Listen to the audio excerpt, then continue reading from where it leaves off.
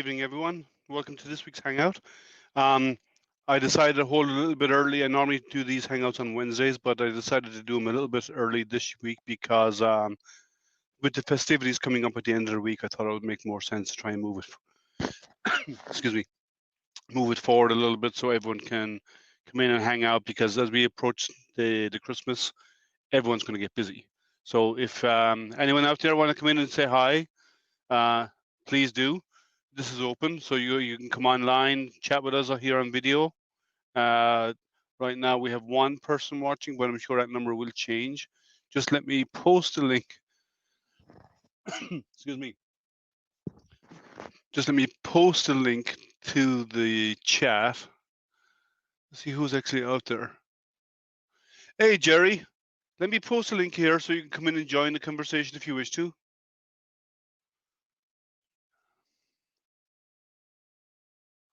If you want to come in and join the conversation, Jerry, please click on the link. You're more than welcome, as always. But as I said, I brought it forward because with the festivities coming up at the end of the week, people won't have time, and it's rather than trying to crunch everything at the end of the week. I do not have a normal Thursday night of stream because a lot of the vendors actually have streams on Thursday and Friday. So I did not want to compete with them. So I do not have a stream this week. And next week, Thursday is New Year's Eve. So not many people will be around on New Year's Eve. They won't want to be on here chatting with me. So I'm also going to skip my weekly stream, but I will have a hangout next week. So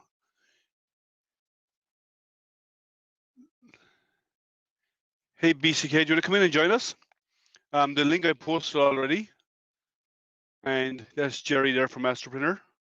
If you want to come in, you should have the link. If you don't see it, let me know. I can repost it. But okay, Jerry is actually busy with his Christmas project on his CO2 laser, so he won't be. He's just going to watch for now. But if anyone else out there wants to come in and have a chat, please. Excuse me.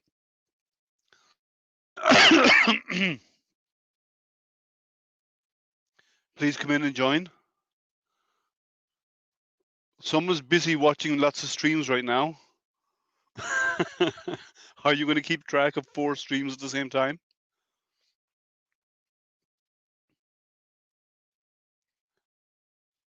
It's actually this week on Christmas morning US time, or it'll be afternoon UK time or European time. There's a lot of the suppliers, a lot of the manufacturers are going to be streaming at the same time. So Christmas Eve, we have JG Maker who's going to be streaming, and I'll be on that stream for definite. Christmas morning, starting at 8 a.m. Eastern time, we will have Mingda, Creality, and G-Tech, I believe, are all streaming around the same time. Apparently, even though I mentioned it to them that there are a lot of people who will not be attending because Christmas morning is time to hang out with your kids if you have any, or to be with your family, or maybe to sleep in because you've probably been working all the way up until Christmas Day. So, but they are holding their streams at starting at around 8 a.m. Christmas morning Eastern Standard Time. And so it's going to be a busy morning if anyone's going to be up for streams. Oh, we got some more. Edge of Tech. Oh, I didn't know Tim on T3D was going on. Make Anything and Edge of Tech are streaming it right now as well. So everybody is busy right now. I think everybody's trying to get stuff in before the end of the week, so they can so they don't miss out on reaching out to you. But BCK said he's going to be in bed. Excuse me. He's going to be in bed. So yeah, most people will be sleeping in on Christmas morning, unless you're a diehard or obsessed like I am. For those of you who do not know, who do not know, excuse me, I have a new group, a new public group I created. I'm going to make it private at some point, but it's called 3D Printer Addicts because it kind of applies to us. Let me post a link of it out there. Let me see, where am I? StreamYard. It's called, you should consider joining the group. It's a Facebook group called 3D Printer Addicts. And I think addiction is probably closer to a real description about what us. We have more than one or two printers.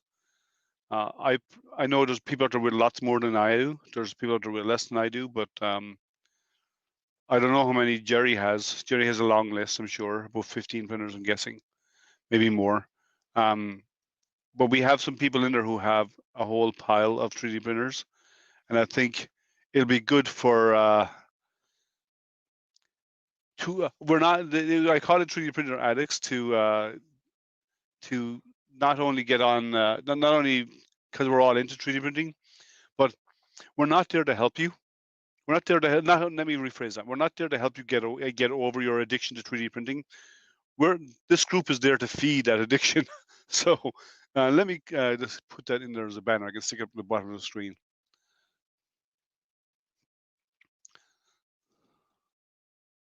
So there's the name of that's the name of the Facebook group, 3D Printer Addicts, and I think it really applies to a lot of us. Now, if anyone who's just joined, there's about 5 or 6 people on right now watching. If you want to join the stream, if you do not see it in the chat, let me know and I will repost it in chat. That is the link to the new 3D Printer Addicts Facebook group on, and I think there's a lot of people who are addicted to 3D printing, just like many of us are. And it's not a bad thing, but it's going to be, it's just fun, you know. I think that the name says a lot, that most of us have multiple printers. So BCK says, yeah, everyone's trying to get things so they can watch Joel's stream tomorrow. Maybe, I do not know. I don't know what's going on in Joel's stream. I haven't seen any of his prequel notifications about what's coming up. And Jerry said he needs a new JG Makers dual head. You should reach out to them, Jerry. You should reach out to Bill on the groups. Bill is he's a very approachable guy, and he's really nice. Or you could just ping JG Makers Facebook group. They're, depending on what's gone wrong, they're really nice to deal with. They're really Hey Spring, how are you? You want to come join the chat? Let me share the link if you don't already see it in chat. Here's a link out to the, you can come in and join the StreamYard. That's open to anybody who's on right now. They can come in and join. I know Spring is probably working because it is her morning right now. It's 9 a.m. her time. But we do get vendors coming on like JG Maker, and we do get G-Check, which is Spring, and we do get some of the guys from Soval do come in. I haven't convinced anyone from Creality to come and join our hangouts yet, but I'm working on it. We'll get it. We'll get them there. $25,000 worth of 3D printing stuff. Well, you know, Joel is big enough to do that. The rest of us are not that big. Oh.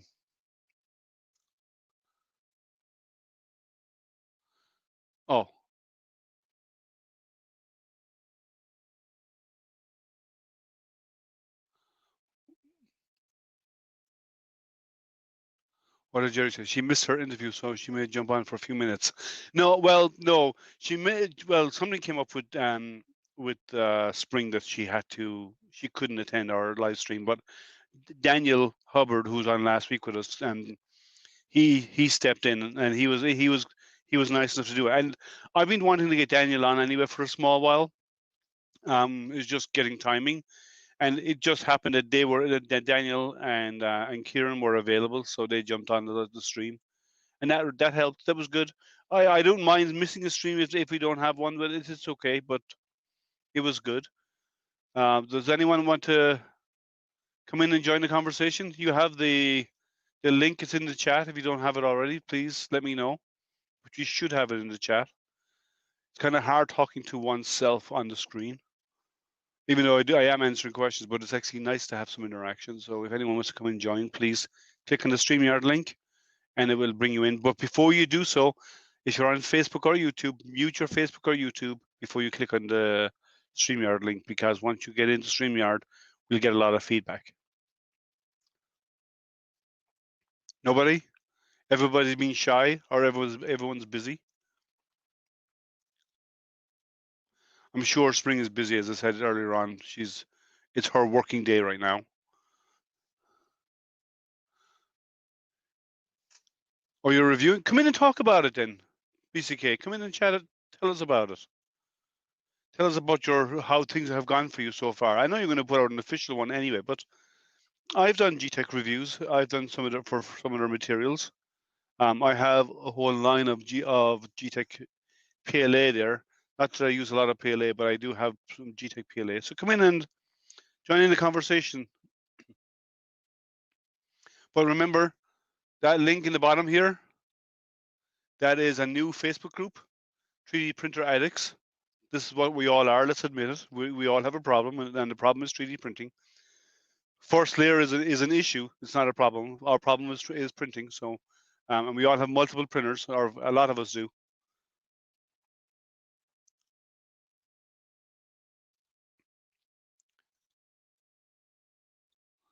Oh, Jerry's also saying, oh yeah, that's from last week. Last week, Jerry won us a nice little multi-tool kit from Daniel, and that was actually a nice kit. So I wonder if it has there's one piece that I need that all of my toolkits I have, I cannot open my MacBook because there's one tool head I do not have to open the MacBook. Okay, BCK is busy. Okay, he's probably getting ready for bed. He's always getting ready for bed this time of day. So nobody want to come in and chat? If you don't have the link, let me know, please. If you don't see the link in the chat, it's a StreamYard link. Let me know. And while you're there, since you're watching, give a thumbs up. Like and subscribe. It helps the channel. So I have one thumbs up I can see so far. I believe that's on Facebook.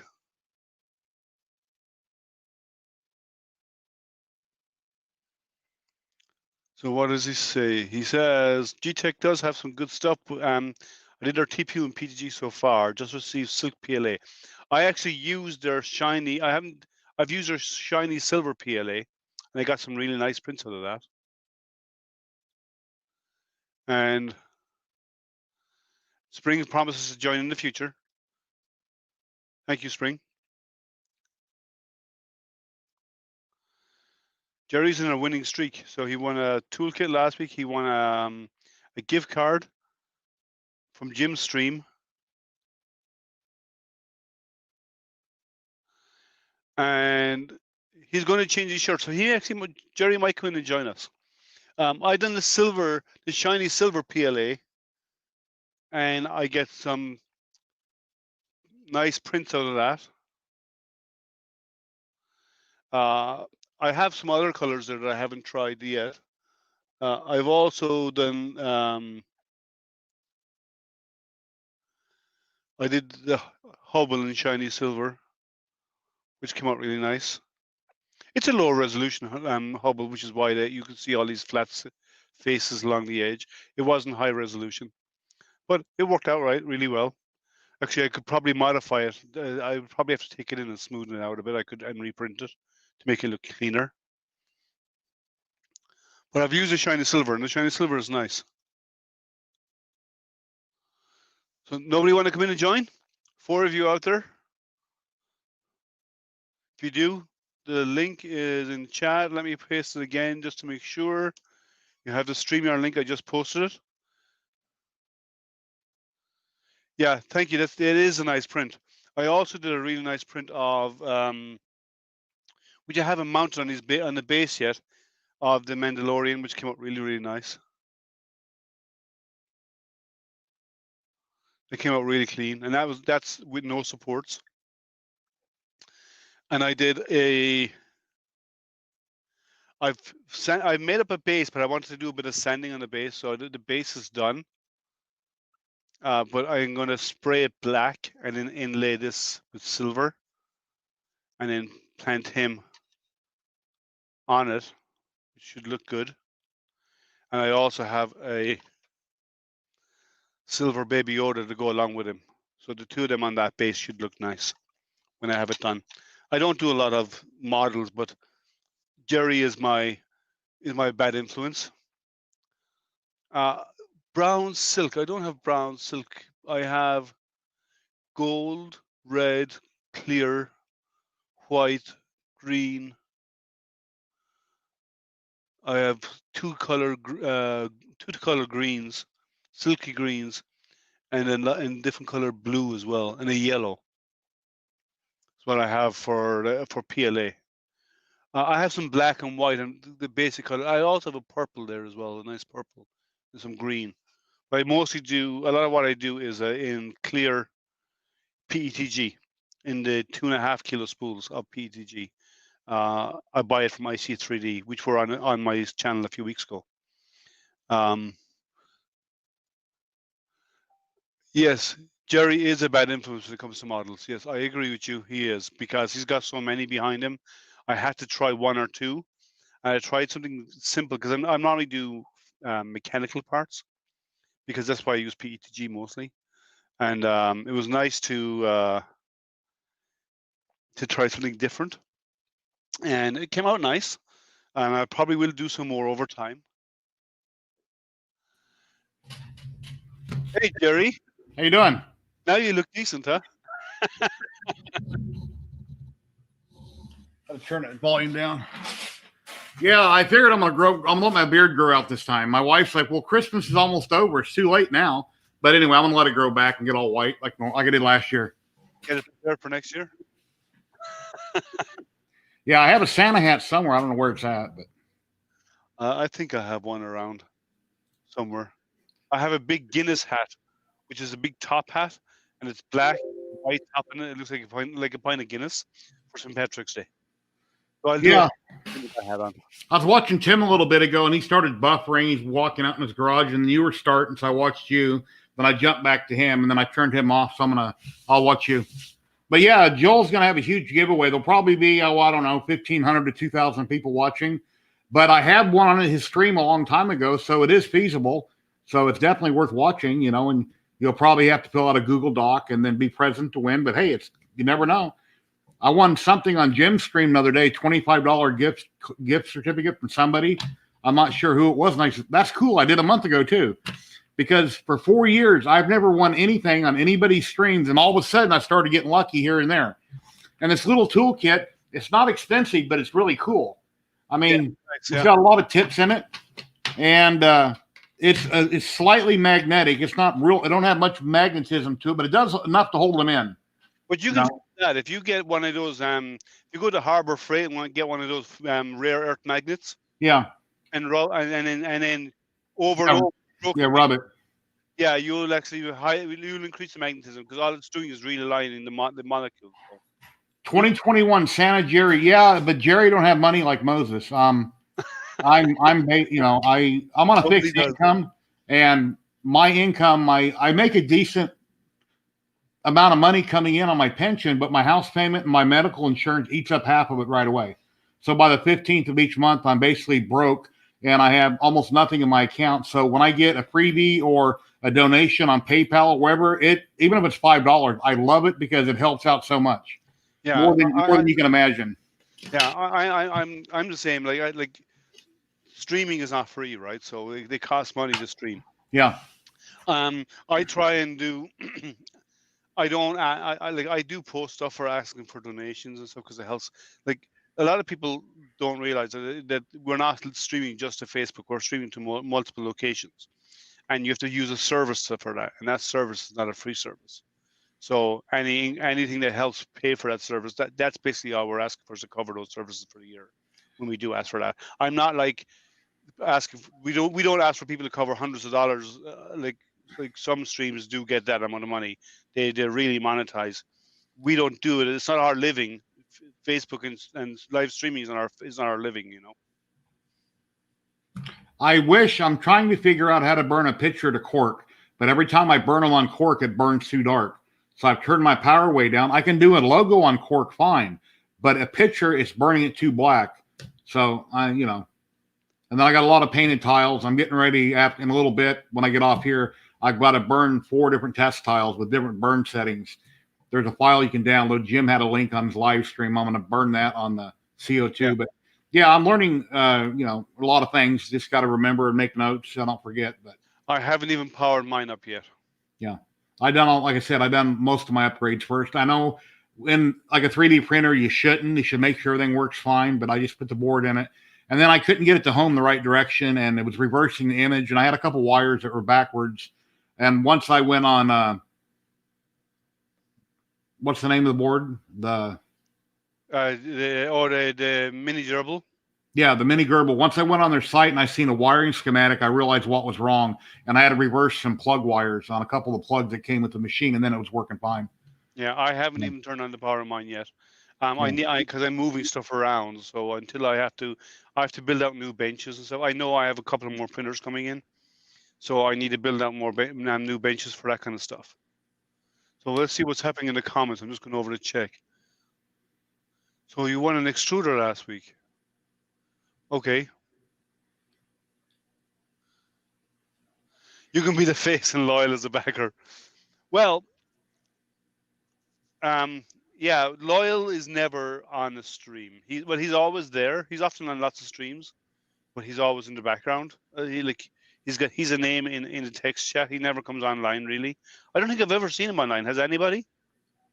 Not audio. I mean, I've seen posted pictures of himself on Twitter. He's a young guy with his horse. Have you seen the pictures? Yes. So, but yeah. He'll come online next year sometime. It takes time. People got to get comfortable with it, and then I'm sure at some point he'll pop in on somebody's stream. Yeah, he probably will. I'm sure he will. Right now, I know he's shutting down the ranch, and that's a lot of work to move all of his stock down to the lower ground. Well, he's going to be pretty busy a couple nights. Have you seen that big trailer? He had the picture of his truck. He's like the new Mel Gibson movie. He's the modern day Santa, and he was moving the reindeer. He was getting ready because he has a lot of packages to get out here in a couple of days. Yeah, but he's also, as I said, he's shutting down the ranch. He has to move all of his stock to lower ground to get them out of the mountains because they won't survive up there in the mountains with all the snow. So he's in the process of doing that because I know I've been chatting with him on now and again, and he's just in a really busy time right now getting his ranch shut down. He probably will be until around Christmas time or after Christmas, and then he'll open up again. So if anyone else is out there want to come in, if anyone wants to come in and join the conversation, this is a hangout. There's no formal process here. You come in, we hang out, we chat, we talk about 3D printing and the project you're working on, and CNC and laser engraving or anything else along those lines. If you want to ask for advice, if you want to just chat about what you're doing, show off your latest and greatest. That's why we're here. Yeah, something I think I need to start doing. Every week when I do live streams and I have multiple people, and I get on Twitter and I get a lot of people and I message them and stuff. And sometimes they answer me, sometimes they don't, sometimes they come on, sometimes they don't. But when I get 8 or 9 people on there, it's really hard for anybody to say anything because there's too many people trying to talk, and somebody wants to be spotlighted. They're kind of like doing this, and I throw them up in a corner and make them big, and it's really hard to juggle that many people. So I think I need to cut down my live hangouts to 3 or 4 people maybe. I need to make them smaller because people can't get a word in edgewise. Yeah, if it's under 5, it's good. It's easier to manage. I think when you get to 8, like if we can do up to 10 people on this service. Yeah. And you use the same service, so you can get up to 10 people in there, and it can get busy. I've done it on 1 or 2 hangouts, and it was busy, but it wasn't that bad. But it depends on how much conversation is going on, because people have cross conversations as well on it. So it's like Nerys that I had on from today's 3D print. He's a really smart man, knows a lot about everything, but then again, you're into NASA and space, and you may know a little bit more in detail than he does, and it's starting to kind of be an argument. So I was trying to manage it best that I could because I just backed out. Everybody has an opinion, and I don't want to have people button heads, even though in real life most people do. But Yeah. Well, no, I just stopped. I just stopped. I like if someone doesn't want to listen, that's their decision. So That's not going out. yeah. And he says 6 should be an okay number. I think 5 or 6 should be an okay number on the stream. yeah. Well, we've only got 2 right now. So if anyone else come on in and join the conversation, remember there's no formal. Come in, chat. We're hanging out. We're talking about anything and everything related to makers. As you most of you probably know, most of you know Jerry. I'm sure you all know Jerry that are on. And if you don't already know him, you should. Jerry's my PR guy because every time he's on a stream, he talks about my stuff, and anytime he's on my live when I have a vendor on or whatever, Jerry advertises and tells everyone to like and subscribe. So I try and do the same for him. But so if you want to come in and join the conversation, the link should be in the chat. If it's not, let me know. I can post it for you. There's a couple of people we have a couple of people who are on, but they're not. They're shy. Are you on YouTube and Facebook? I'm on both. Yeah. Okay, I never did go look at Twitter. What's it called? Periscope. Periscope. I never went and looked to see if I got flagged or something because I haven't been able to post there in the last couple of times. I figured out what it is. When you post your links multiple times, like your StreamYard link or anything like that, they flag you for spamming. When I set up the stream for the first initial time and I try to set it up for that week, it doesn't let me post it. Oh, that's weird. And then sometimes I usually don't copy and paste, but sometimes I'll copy and paste the YouTube link on my Twitter page also, but they're separate. But I don't know, maybe that's it. I have to see if I can fix it. Yeah, I haven't looked into it either. I'm going to try and spend some time this week or next week to do it. Is it periscope.com or do you know? Let me quickly check. I probably shouldn't ask because I have a computer right in front of me, and it's just like when people ask for an STL, you say it came off Thingiverse, and you're like, well, where is it? Well, search for it. But yeah, I probably shouldn't have said that. Yeah, it's periscope.com, yeah. Okay. But yeah, it's... No. Yeah, I haven't bothered to try and fix mine either because, I don't get a lot of traction on Twitter anyway. And not a lot of people... I think the amount of people who use Twitter has decreased an awful lot more. A lot of people are on Facebook and YouTube. The next thing is Twitch, where a lot of the younger people are on Twitch. Yeah, I hear Twitch is a problem for a lot of streaming for what we're doing anyway. Well, hey, Matt, how you doing? Hey, Matt. Do you want to come in and join the conversation? If you don't see the link, let me know. I can repost it for you. BCK000, what's your name? First name? Yeah, I see him on the streams all the time, but I don't get a name out of him. All you have to do is ask. People usually offer a first name if they want to be private. Nothing yet. So do you want to join, Matt? If you don't see the link, let me know. I can post it for you. I can share it again. Did you say BK000? Yeah, BCK. I know it's late for Matt. It's probably what, it was 8:30. Hello, Astro. Hey, how are you? Fine. What was that man's name that was in my stream last week? Putty Duddy or something like that. Huh? Dum Dum? Oh, it was Dum Dum something. It was funny. His name was John. Yeah, I saw him. Yeah. Yeah, I said, what's your name? Because I said, hey, Dum Dum.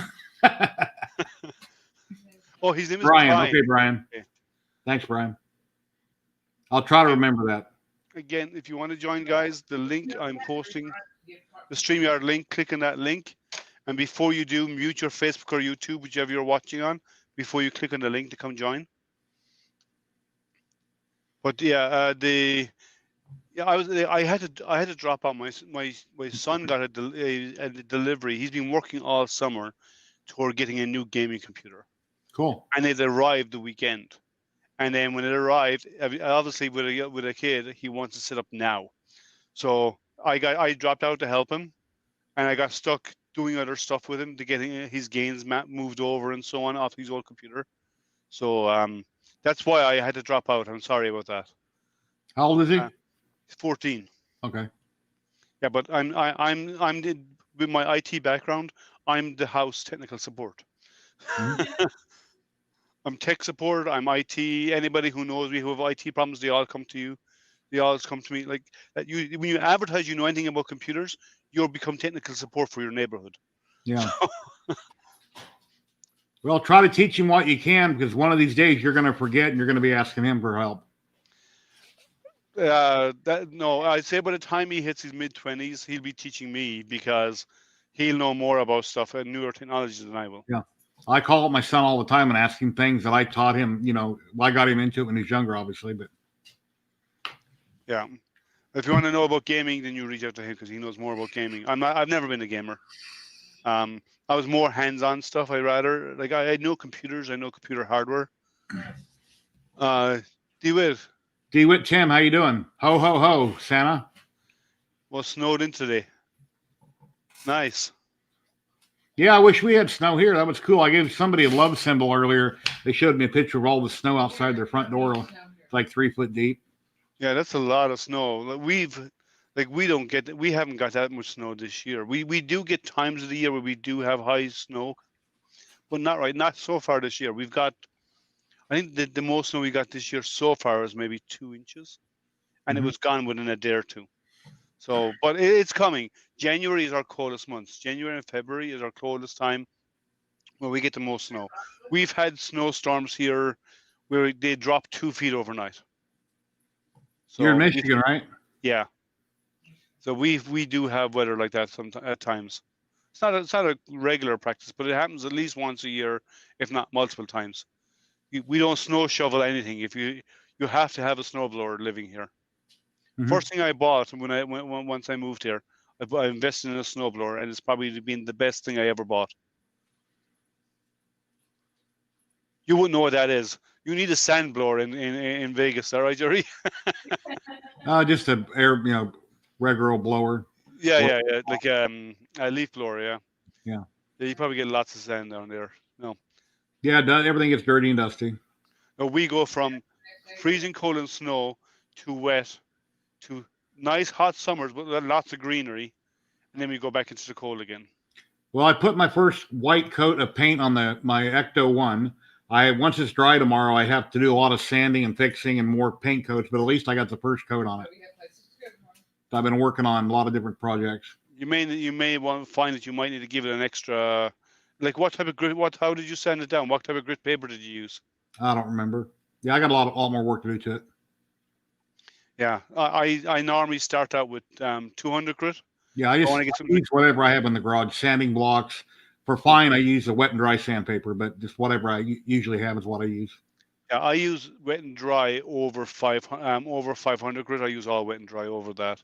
Yeah. But I start off with 200 grit, then go up to about 3, then to about 4 or 500, and after that then I'll go wet and dry, and I go all the way up to about 2,500 grit on the wet and dry. If I want a smooth surface, and if you want to get really mirror shine smooth, you go up to 3,500 grit. Yeah, that chrome pin that I bought is really cool. I think I showed it the other day, but Matt. Hey, everybody. How you doing? Yeah, I'm pretty good. How are you guys? Liquid chrome pen. Really cool. I mean, I've got airbrush I do over black, but this chrome pen is really awesome. I mean, it works really good. Just kind of rub it on and do tiny little detailed stuff. It's really cool. It's not like a brush. It's got a hard plastic tip on it. When you're doing trimming around the windows of Ecto, it'd be nice. Little tiny door handles, the mirrors, anything, instead of trying to airbrush them. Yeah. Yeah, that's nice. Cool. The chrome paint. Yeah. How are you, Matt? Yeah, I'm pretty good. He looks tired, Jerry, doesn't he? Either that or his wife's been slapping him. His face is kind of red. Thank you. I'm embarrassed. So what are you working on? Some lithophane again? Or something else? No, nothing at all right now because I'm taking a small break because of Christmas and I have like 3-4 days rest time, So and then back into it again. Yeah. Yesterday evening my big event with a charity. So it was a big hit my trains, so everybody can't wait to get them. So I'm really Cool. excited for making them in the next few days again and then send them off. I hope we have 2 sticks. Very nice. Yeah. Unless you want that. So, anybody else want to join? We have 9 people out there, and only 2 thumbs up. I think we could fix that, guys. Come on, give it a thumbs up. I don't see any thumbs down. That's good. Yeah, don't do that. I talked about that 2 weeks ago, and I got like 4 or 5 thumbs downs, and they didn't take them all back. It's like, man, that sucks. Yeah, I usually don't do get that, one, please. but come on. Yeah, 3 left. I don't know. Sometimes people talk about guns or weapons or things, and then last week they're talking about drones and hand grenades. Like, come on. Really? Yeah. I'm kind of glad I wasn't on it then. It's awful. But the sciencey chat in the conversation kind of got interested. Kind of did not last week, the week before. A lot of people seem to got into that. They asked a lot of questions and were asking. That was kind of interesting. Well, Well, I try to have different types of people on. Go ahead. Sorry. No. Go ahead. You. Well, that's why I try to have different people on, because you never know what they're going to talk about. And some hangouts always have the same people every week, and they talk about the same things over and over and over, and they're boring. So I always try to pull somebody in different. That's why I get on Twitter and message a lot of people, or have Matt on talking about lithopaint, or you on, or whoever. So it's not always the same people. Yeah. No. The sciencey one seemed to win. People seem to have a lot of talk about the sciencey questions, and that was kind of fun. I'm going to. I need to record some stuff about that. I was going to add it into my channel. Like some of the stuff that I kind of brushed on when we were chatting. I want to do some videos about and to demonstrate it. The Rubens tube is a cool demonstration. The sound one is hard to demo, but it's really good in person. But the phosphorescence and so on is really cool one as well. You know, did you know that with a green laser you can make, with ultraviolet light you can make tonic water glow blue? You didn't know that? No. So if you get little UV lights, waterproof UV lights, and if you pour tonic water into containers, like just for a display, like if you're having a party, and they put a UV light either above it or drop a UV light into the tonic water will actually glow blue, because there's stuff in the tonic water that gives it its flavor, and so on, and the tonic water that reacts to ultraviolet light and emits a blue color out. I have a little bit of tonic water in the fridge. That's club soda. Oh, it's club soda for the fish when I batter fish. And then I have a whole bunch of UV lights that I bought. Their individual strands, and I bought little capacitors for them. And I hook them up to a battery. So if I do a resin print and hollow it, I can stick that inside the resin print to cure the inside of it with that little tiny bulb. Yeah. But another thing, it makes stuff glow blue though. It actually makes tonic water glow blue. Okay. Which is kind of cool, because I do demonstrations where I have different materials, and I have lasers, different color lasers, different frequency lasers. I shine through the material, and the beam changes color as it goes through them. For some of them, and one of the ones I show is the beam changing color, and even the UV light making tonic water glow. When I'm doing presentations for kids, I show all of this, and this one is glowing blue, and I go along and say, wow, I've talked so much. And I pick up the blue stuff and I drink it down. You see all the kids' reaction, and then I show them what it really is. But it's kind of funny to see the kids react, because I think I'm drinking this chemical stuff. Yeah, speaking of drinking weird things, I'm not going to go into detail too much, but when I was on a job site, at some point here and there, I got to do cleanup around the crane and stuff like that, picking up garbage. And when the crane guys are in the crane for a long time, or in the tower crane, sometimes they don't have a restroom. So sometimes you see things like this laying around on the ground. So as a joke one day, I had some Gatorade in one of my bottles with no label on it. And I seen a crane operator. He's in a crawler crane that moves around, big boom. And he's paying attention to his work, and he knows me by name. Well, when he's not looking, I take this out of my pocket and I throw it on the ground in front of me. And it was Gatorade. Well, when I'm picking up all this garbage, I walk over and I pick it up and I'm looking at it like, oh my God, because he's thinking it's something else too. And then I grab it and I kind of like that. And the minute I did that, he instantly freaked out, like, what are you doing? Because it didn't dawn on him that it wasn't what he thought it was. Yeah. So, that was kind of funny. That's the kind of stuff I do. I like to prank people and scare them and do anything like that. Well, I used to do that, and I used to work some construction because my dad's a carpenter, so I spend my summers working construction and stuff with him in the holidays. And you send over the new laborer on the construction site. You send him over for he'd send him to the foreman for skyhooks, or you send him to the foreman for the step ladder for painting the skirting boards. You know, the baseboards. Yeah. Or I and got a then brand new painter to mix the colors together. oh, you give him so many different ones. There's 1,000 of them. Or what we used to do when I was in the Navy, you get a guy and you'd blacken his hand with shoe polish when he's asleep. And when he wakes up, you'll say, "What's that in your face?" He'll go, "What do you mean? What do you mean?" And he'd rub it Yeah. all over his own face. Yeah. Yeah, there's a lot of those on Facebook Live where people make jokes and stuff, but they're staged because it's Yeah. always the same couple doing it, and they're acting like they're sleeping, and they do something. It's kind of Yeah. funny, but they're all every single one of them is staged. Yeah, But no, it's these were kinda all fun. real. We used to do this to the guys in the billets in the Navy when we were doing the training. Yeah. Oh, we gave them especially the new recruits, they fell for it every time. And then on the construction site, they'd always fall for it. I know I fell for a couple of them myself when I was. I worked on the strip as a union laborer for like 30 years here in Vegas, so I've been there, done that. Yeah. Forklift driver for many years, drove a water truck. I was a flagger. I rigged for the crane for flying stuff. I was on many different things. I cut concrete. The MGM, we cored over 40,000 holes. In the MGM, it's all precast floors, concrete. They had big, giant, like suction cups. They picked up the concrete slab, set it in place. Then my crew would come in. The plumbers would lay out all the holes, and electricians. We had to drill all the holes through the deck, the walls. A few things I drilled upside down, but yeah, I've been there, done that, and just about everything. My brother and dad were carpenters. And I was labor. And my brother carpenters made more money an hour than a union laborers did, but I have a much better pension than my retired brother.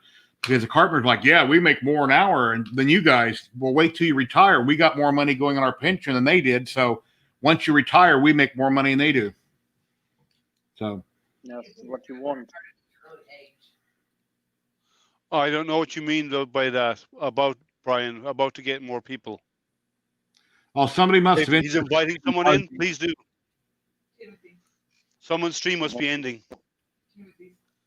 Well, we'll take as many as we get, right? But yeah, it's all the pranks we pull on people when you're like when all the new guys come onto a construction site. And as I said, I was in the Navy for years, and the pranks we pull on people in the Navy they're priceless. We had one guy once. He was troublesome. Let's put it that nicely. He was troublesome. So we brought him out one night. We got him. He drank a lot, let's say, and he passed out of sleep. And then when he passed out, when he got back to the barracks, we turned around and we took his bed apart, brought him out to the middle of the marching square in the middle of the barracks, reassembled it, and then put him on the bed. And he woke up there at 5:30 in the morning when everyone was called out, for Rivoli the first thing in the morning. Yeah, he was asleep in the middle of the marching square at 5 a.m. in the morning. That's where he woke up. Wow. And we had another guy we hung upside down. He woke up facing the floor because we took his bed apart, tied into his bed, and hung it out of the rafters. And he was facing the floor when he woke up. That's neat. That's fun. Hello, Shane, Kieran, old curmudgeon, Mon fam. How you doing? Edge of Tech ended and Shane plugged your screen. Thanks, Shane. Kieran Clark. Am I pronouncing that right? Is it Kieran? Yeah, I believe that's right. Yeah. Kieran. How you spell it? Thanks, old curmudgeon. Kieran. Hey, non-fam, why don't you come in and join us? Come on, you're always online. You should come in and have a chat. Yeah, non-fam has been needing to buy a camera for about 6 months here, but I'm sure he has one. I don't know. Yeah, non-fam, pop in. Yeah, if you don't see the link in there and you want to join the conversation, please let me know. I can post it again. And Kieran said your enunciation of his name is correct. Okay. A good Gaelic name. Well, I know about a good Gaelic name because that's where I'm from. So, Born and raised in Ireland, so the Gaelic names is easy for me to enunciate. So we have 10 people online. Does anybody want to come in and join? If you don't see the link, I'm going to post it up again. Here's a link in the chat. Yeah, that man you had on last week sounded like a leprechaun. He was from Scotland, and he sounded like a genuine leprechaun. He wasn't Scottish, actually. He's English. Yeah. Okay, he had a heavy accent. Yeah, he was English. Yeah, but the project is cool that they're working on. I'm actually going to join in that. I've actually joined that project. So you don't need OBS to come on here. You just click on the StreamYard link directly, and it's open in a web browser, and it'll bring you straight in. Does everybody have a camera similar to this? If you do, your camera will log right in, and you can sit there and turn it sideways. You can talk to everybody just like this. Yeah. It's very simple on a camera or iPad. And you have nothing to install. It's all web-based. You So don't need to have you OBS. have no excuse because almost everybody has a smartphone. Yeah. Unless you got an old flip phone like my brother that doesn't have a computer. He's got like 3 or 4 channels on TV. He's not into modern nothing. That's what I call a dumb phone. Yeah, dumb phone. Yeah. A brick phone. Yeah, well. If you got a brick phone, you look in the speaker and you can get online.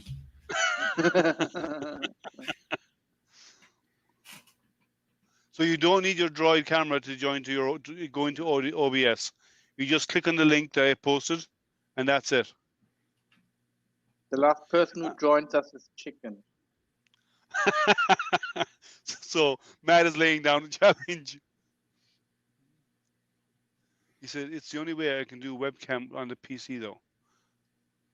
Okay, I don't see why, but give it a try. Just click on the link and see what happens. The old curmudgeon, he dropped in on other streams before. He'll be out in his backyard barbecuing or something. He's dropped in here and there.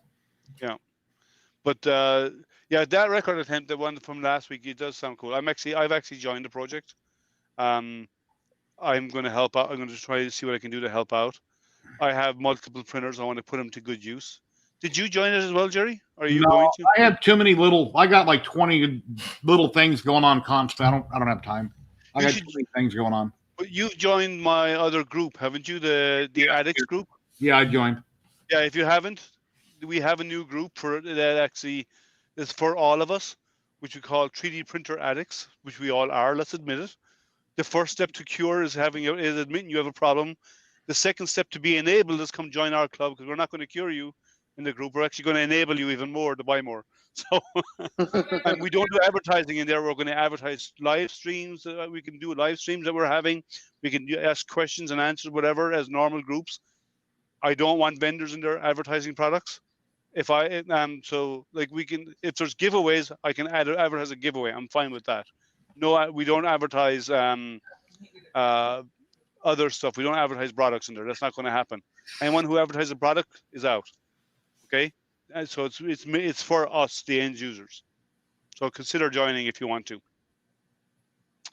So, is non-fam decided to join? No. He's cowering out. Let's see what he says. Well, Curmudgeon says, I know it works on mobile. Wi-Fi can make things screwy though. Are they done yet? And it's because it eats up data as well. So, who's this? Bill, you're not showing up as being connected with audio or video. Because it says device is not connected. So you did connect into us through StreamYard, but you did not connect your audio and video for some reason. So, so Matt's taking a break. I'm resetting everything up in my setup outside. So the only person who's actually doing work is Jerry right now. That's on here chatting. He's playing with his K40. It's not done yet, but here's. That's the roof rack for the. Yeah, I still got more detailing to do on it, and then I got to make it look old and grungy. And here's this one light I used that pink chrome pin on. But yeah, it looks like a toy right now. And once I'm done with it, it's got to look old and grungy. Like it, there's a rust process I can use, but it costs too much money for all the different doodads for it. Just get a bit of orange paint, a tiny dab of orange paint, and dab it on, and then use a bit of black to dab over it again, and then wipe some of it off. It'll darken the orange down to be a rusty color. Yeah, I've even heard of people using glue and sand and all kinds of things. Let me show you the car. I'll show you the car. It's only got the first layer of white paint on it. Sure. So, Bill, I see you out there, but you're not looking like you're connected. Let's add in Shane. Hey, Shane. Hello. What are you? Is that your CNC box? Yeah. Yep. I'm still working on this thing. It's like a project that'll never end. Here, let me make Jerry full screen. Just 1 second. I'm just going to make Jerry. It's not changing for some reason. Let me do it the old-fashioned way, and just do this. Anyway, That looks great. I got a long way to go, but I got my first coat of white on it. So once that cures, I can start sanding and fixing everything I see wrong with it. It looks really good. Getting there. Is it huge? So Spring, if you're still watching, yes, I'm working on it here and there slowly on different parts and things, but working on other projects also. She might be listening in the background because she's it's her working day. She's in the office right now. Oh, hey, Spring. That's too good, Jerry. So Shane, what are you working on? What have you yet to do with your router, your CNC machine? This next thing that I gotta do is I gotta go through and plane the entire thing, so I can get everything all nice and level. So when I put stuff on there, it's actually cutting straight. I got everything all trammed out and squared up, and so it's just the long process of watching this go back and forth over and over and over again. What are you doing to level your base? Are you using like a box with a router to grind it down? Yeah, it's got a what did it call it? It's a spoil board servicing bit. Yeah. So that's what I'm using to level out the wasteboard. What a lot of people do is they use you get a box, Mhm. and you mount it on each side, and that you level on each side with like on a runner on each side, Mhm. and then inside it you have a lip. Oh, that looks really good, Jerry. I'll keep talking. I'll just hold them up. Yeah. That what you do is inside the box you just make an opening wide enough for your router, because your router sits inside in it. Yeah. And then you put a cutting bit on the router, like a broad bit, and you just basically slide it over and back, and then you move the box a little bit, and you go over again. You keep repeating that process, and you'll eventually cut it flat, and then you sand it down afterwards. Yeah, that's kind of the similar idea to this, but it just the machine does the whole thing for you. Those coasters are looking okay. They're a little dark. So this one burned black. It came out really too dark. if And you I had increase to your turn speed, the power level. It's printing at 100% speed, but the power level's down to 6%. Now I printed these at 6%, and they're coming out nice and brown, like the Golden Knights here. That's coming out a nice brown. If I kick it up to 10%, it'll burn black. But I want it to be brown and not black, so 6%. did you try coating it with something else first to slow down the burn? Well, I can slow down the burn, but I don't know if it'd improve the picture quality if I dropped it down like 60%. Well, But- did you try increase the contrast on the image first before you burn it? Yeah. Because if you up the contrast, the dark areas will actually come really light. That's probably why it's going very black, because there's a shadow. Okay. If you bump up the contrast to a higher percentage, so it looks like a light gray, and then raster burn it, it might actually fix that for you. Okay. Yeah. I bought the big GIMP and plug-in for $30, and I put in a GIMP that one person designed that converts all the images. But like I said, yeah, I got to get this problem solved tonight, because this is getting wrapped up tomorrow to go to my sister's house. I'm giving my sister some presents, and this is one of them. But I'm not going to give her that, obviously. Yeah, increase the contrast, because if there's a lot of dark areas in the image, it'll show up black. So if you increase the contrast and make it a light gray and burn it, it might actually work. Yeah, it's looking good, Shane. Yeah, the routers, the CNC is looking good. So Yeah, what is the height? I got a Makita router on mine. Mine's 3 foot by 3 foot by his. It's slightly taller, and then I got that enclosure I built around it to help keep the noise down, because it's noisier than hell, obviously. But I haven't used it yet. My wife's right.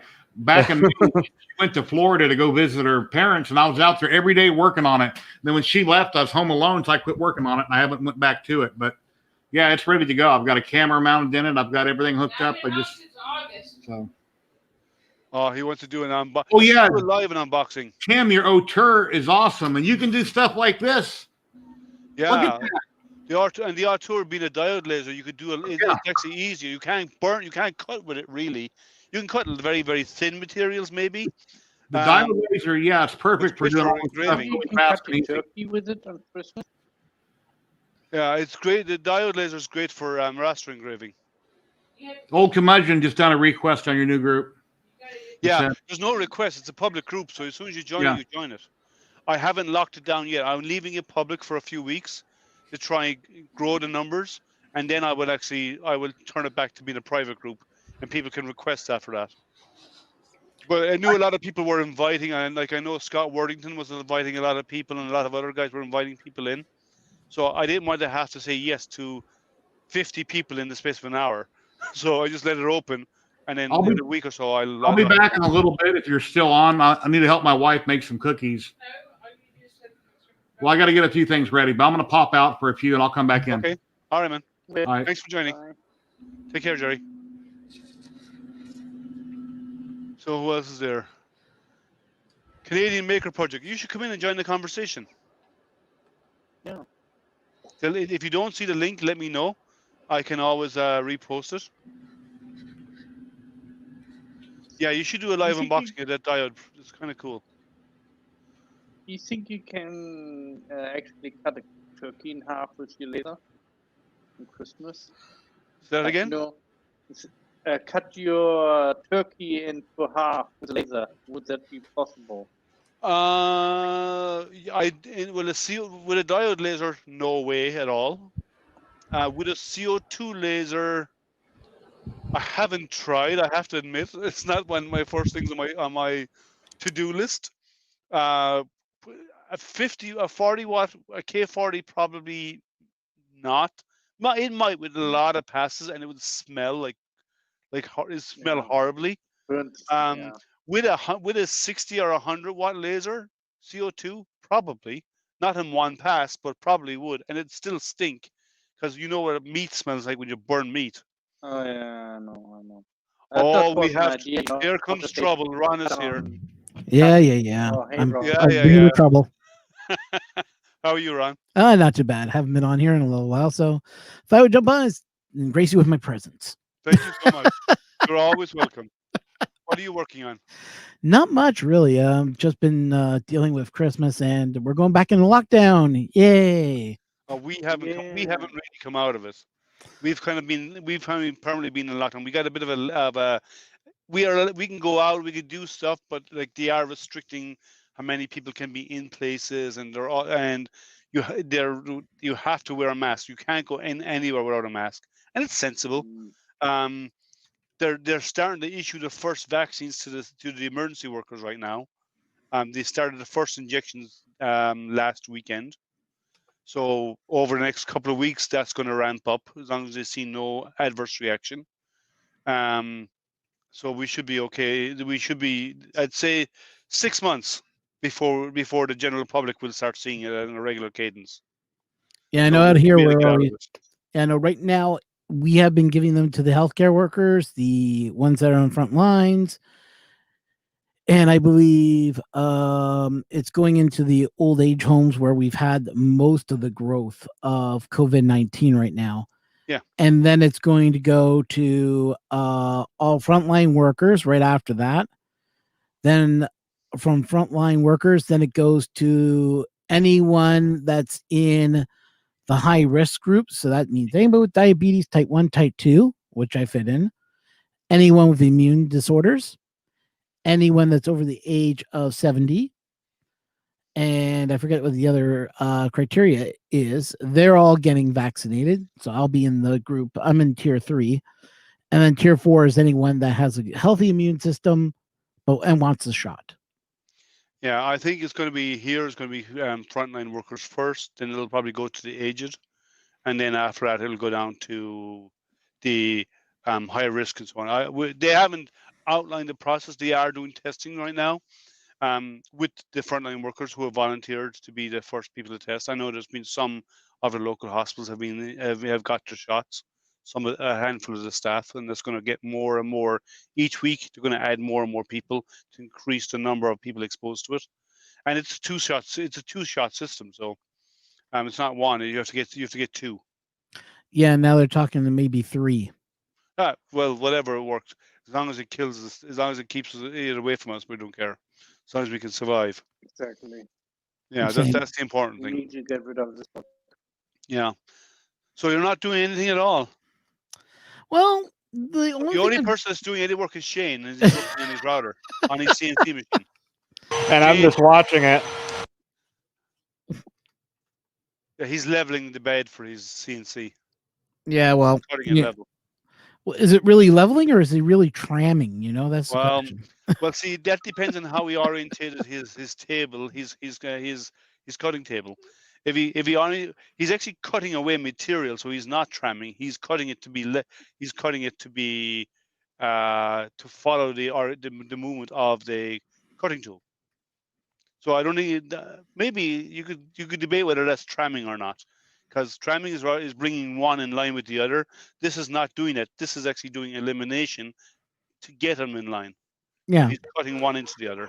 Yeah, and this piece of wood is about as flat as the Earth is round, so I've got to definitely do a few passes on this. Like the center is like a big hump on this table.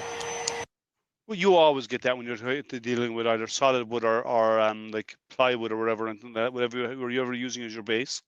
You're always going to have that. You never get it perfect, because as wood dries, it's going to twist and warp. Yeah. There's no way around that. That's unavoidable. My dad was a carpenter, so I'm used to, and I do a lot of woodwork as well myself. So like wood warps like crazy as temperature changes. Especially if it gets wet. Well, yeah, I've actually built a boat by and my dad showed me how when he used to build boats as a kid, and what he'd do is he'd take the wood down to the river. He wouldn't steam it. He'd bring it down to the river, lay it over a rock, and put rocks on each end, and let the water in the river wet the wood, and the rocks would actually weigh it down into shape. Leave it there for a few days, then take it out, and it's bored in the right shape for use in the boat. That's how it Hey, is. Yes. hey, Viking. The Viking's in the room. Hey, Viking, you want to come join us? If you don't see the link, let me know. I can post it for you. So if you don't have it, tell me. I'll help with it. Tell you what, here it is all together. If you want to come in and join the conversation, click on the link, come join us. We're I don't know if he's still packing or not. Or he's still, because I know he was in the process of moving, so I don't know if he's free or not. Oh yeah, that's true. Yeah, forgot about that. Oh, he should be done moving now. I mean, he's been moving now for what, a month or something like that. I think he said in November he was starting to pack up. I've moved a lot of times in different parts of the world, so no matter how much time, how prepared you think you are for a move, you never are. I've moved internally within the States. I've moved internationally, and there's nothing more painful than moving home. It is probably one of the most arduous processes. Especially if you move to continent to continent. Oh, I've done that. You don't really have a suitcase what you can take with you. So I went from Ireland to Germany, Germany to Singapore, Singapore to the US. So I've basically traveled the planet, moving home in different times in the last 20 years. So yeah, I know the pain of moving. Yeah, moving is not fun. No. I don't Everyone want to always dreams when it's bedtime. I have to move again. Well, I tell you what, I was thinking about doing another one later this week.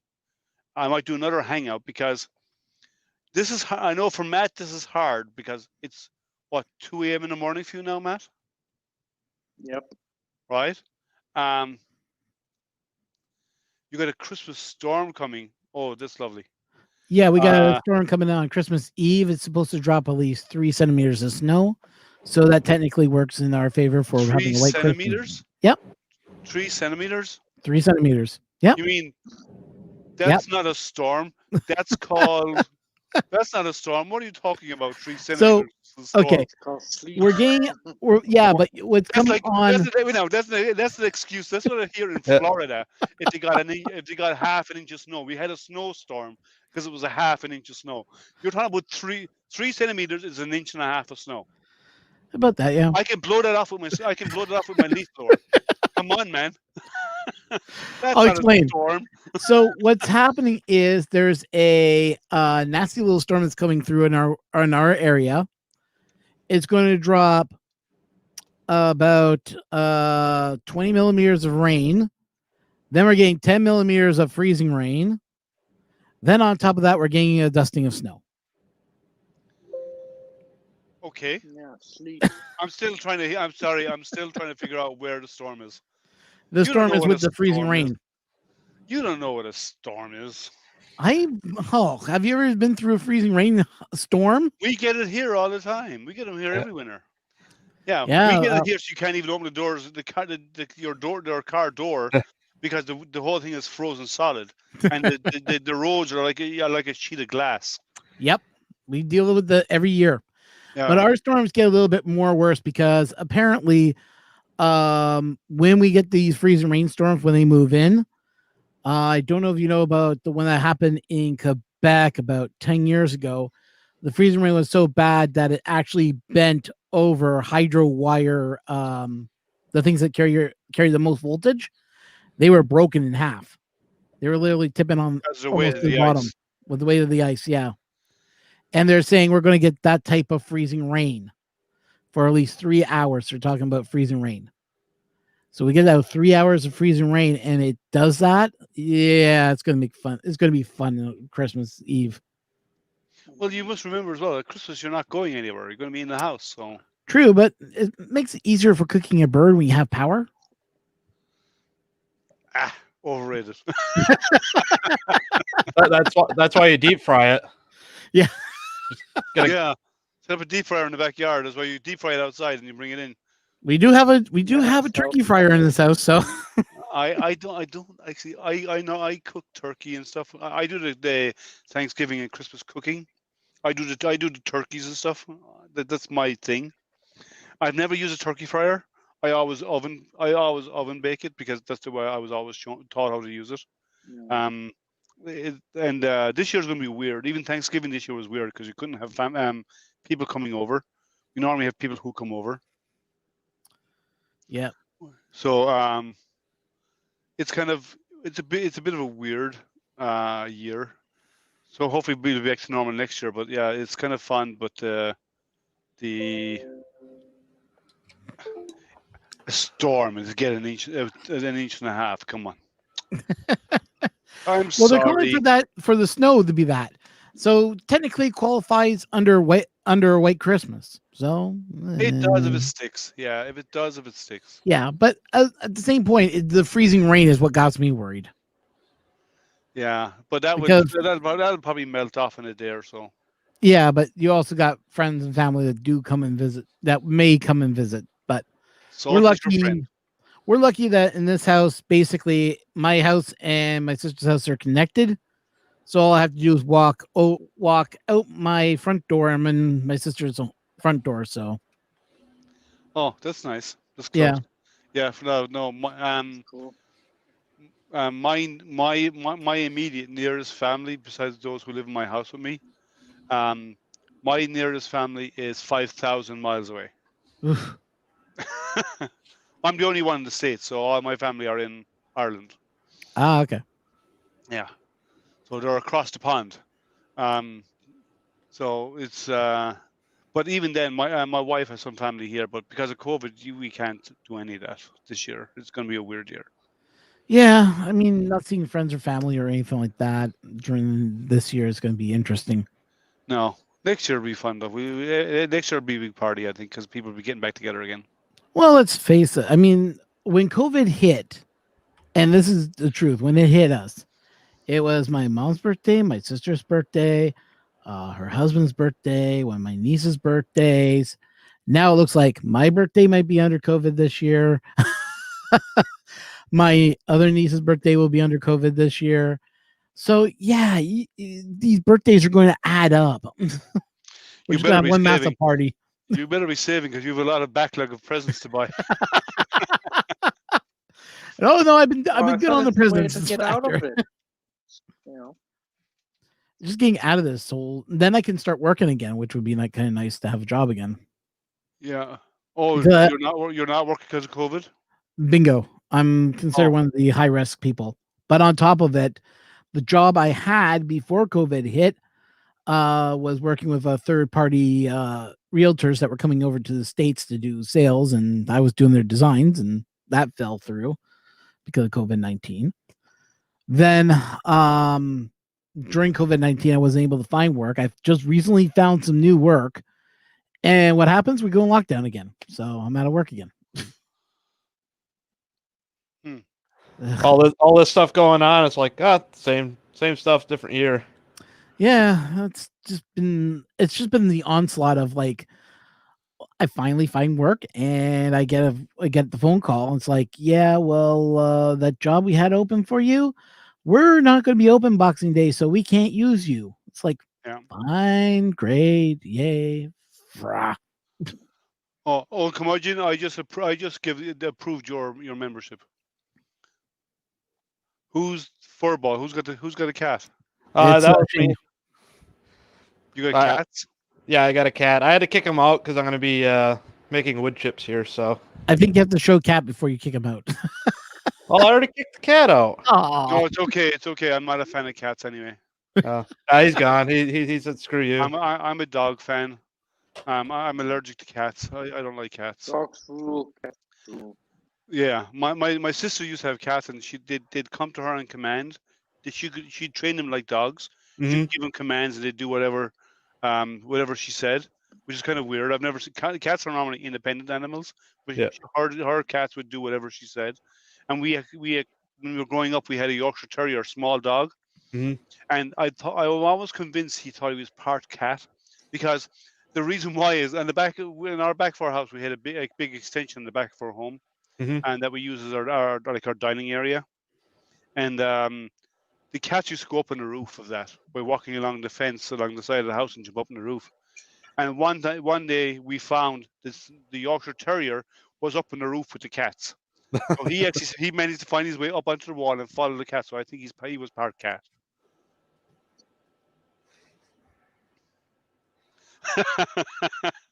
Well, Curmudgeon, yes, I agree with you. But so anybody else out there who wants to come in and join the conversation? And just in case you haven't seen it, and those of you who are not a member already, we have a new Facebook group called 3D Printer Addicts.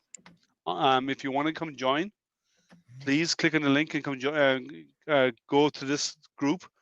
I think we are not there. Most addict groups are there to help you get over your addiction. We're there to enable you. We are not there to get you past it. We're there to help you get even more. So it's a good group. There's a lot of good people in there right now, and it's growing fast. So if you want to join that group, and I will approve you if you're not already. If it asks. So that should be your tagline. We don't cure you, we enable you. Yeah, it is our tagline for that group. Yeah.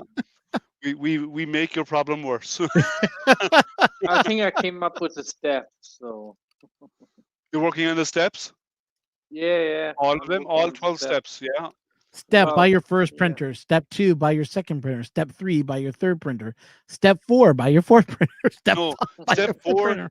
No, steps 3 or 4 has to be to fix your own printer. Step 5 is to do upgrades. Step 6 is to do custom mods of your own design. Step 7 is to require a bigger printer. Step 8 is to build your own from scratch. Step 9 is to start designing and designing a 1 meter by 1 meter by 1 meter cubed printer. And so we just keep adding it to it. But yeah, it's so please join the group if you haven't already. You should copy that into the chat so that they have it in the Yeah, chat. Easy actually, to that's a link. good idea. Let me paste it into the chat.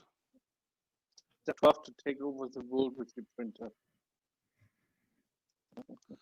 Let me go back to comments. If you haven't seen it, it's in chat. I'm going to paste the link in chat. You can join the group there. It's not only 3D printing. We cover laser engraving and CNC, like all the other maker groups do. But I think there's more people addicted to 3D printing than there is to CNC and laser engraving. But what's this one? I have a second interview next week for a new employer. Fingers crossed. Good luck with that interview. Good luck. Cool. Well, if you do have to move, you still have us. We don't change, so we're always going to be around. Well, good luck with that interview next week. Yeah. Okay.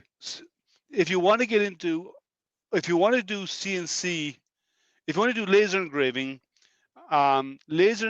if you just want to do raster engraving of an image on the surface of something, like it's basically burning the surface, like wood or whatever, not going deep, a diode laser is a good way of doing that. Okay, and you can get those pretty cheap. You can even get ones that go onto your 3D printer as a mod, right? Creality sell them. I think Soval offer them as well.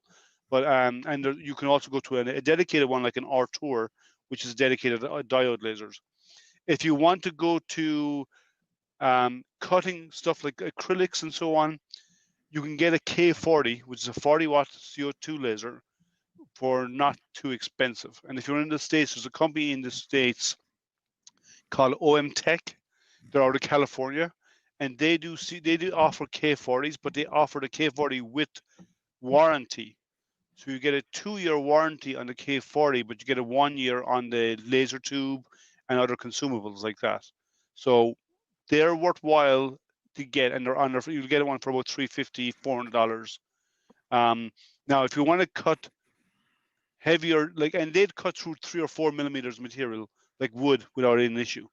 If you want to cut deep materials, you want to be looking at a 60 and 80 or 100-watt CO2.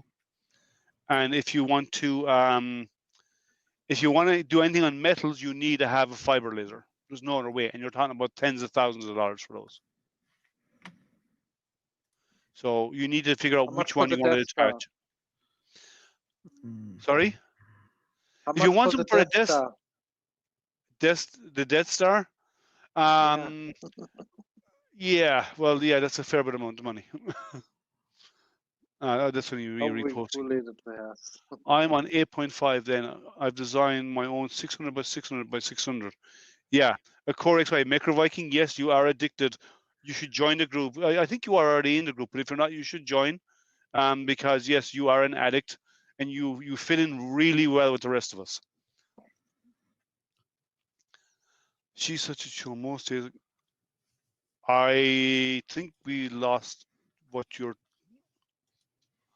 referring to, Old Curmudgeon. I think maybe you're talking about your cat or your dog. I'm assuming. I think maybe you're your talking cat. about the printer. Maybe, I don't know. My printer's all sheath, so. Sorry.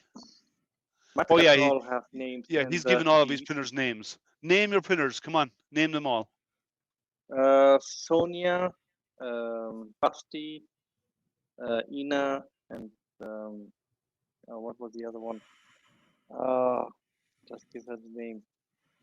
It's just a mind block right now. 9. Well, if you've forgotten her name, she won't love you tomorrow. Yeah, she's the new one, so. Okay. She's just play around. And we're talking about 3D printers, guys. We're not talking about nothing else. No. It's 3D printing general. I don't play around with women. That's a no. Yeah. What are you printing women now? That's the effects of COVID. Well, Curmudgeon, yeah. By day, I still need to know what type of laser you're looking for. Are you looking to just raster burn an image onto the surface, or like engrave text very lightly, like burning the surface, or do you want to cut deep? And depending on the volume you want to cut as well and engrave. If you want to engrave deep, you might be better off going with CNC. If you want to cut acrylics, A 40-watt CO2 would do you. It's a desktop CO2, but you need to have vents and so on because the fumes are bad. And if you just want to do burning an image onto the surface of wood, then a diode laser would be fine for you, and our Tor dedicated would be fine for that. Sounds like they're the tiny machines for lasers. You're referring. I'm assuming you're referring to the Omtech. I think they're called.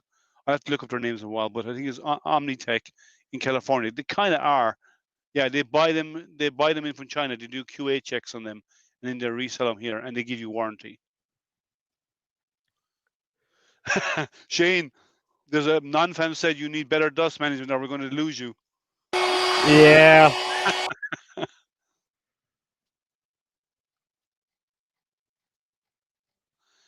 Well, a CO2 laser can cut and etch. It will not do steel. It will not do glass really, but it will do most soft materials. It will do like plywood. It will do some thin hardwood. It will do. Yeah, you're keeping me busy. It will do a lot. And you can do etching. You can do acrylics. You can do wood. You can do leather. You can do engraving and cutting to some extent, depending on how thick the wood is, the material is. But you can do a lot with them. You have some engravers, don't you, Ron? Actually, I don't have a laser at all.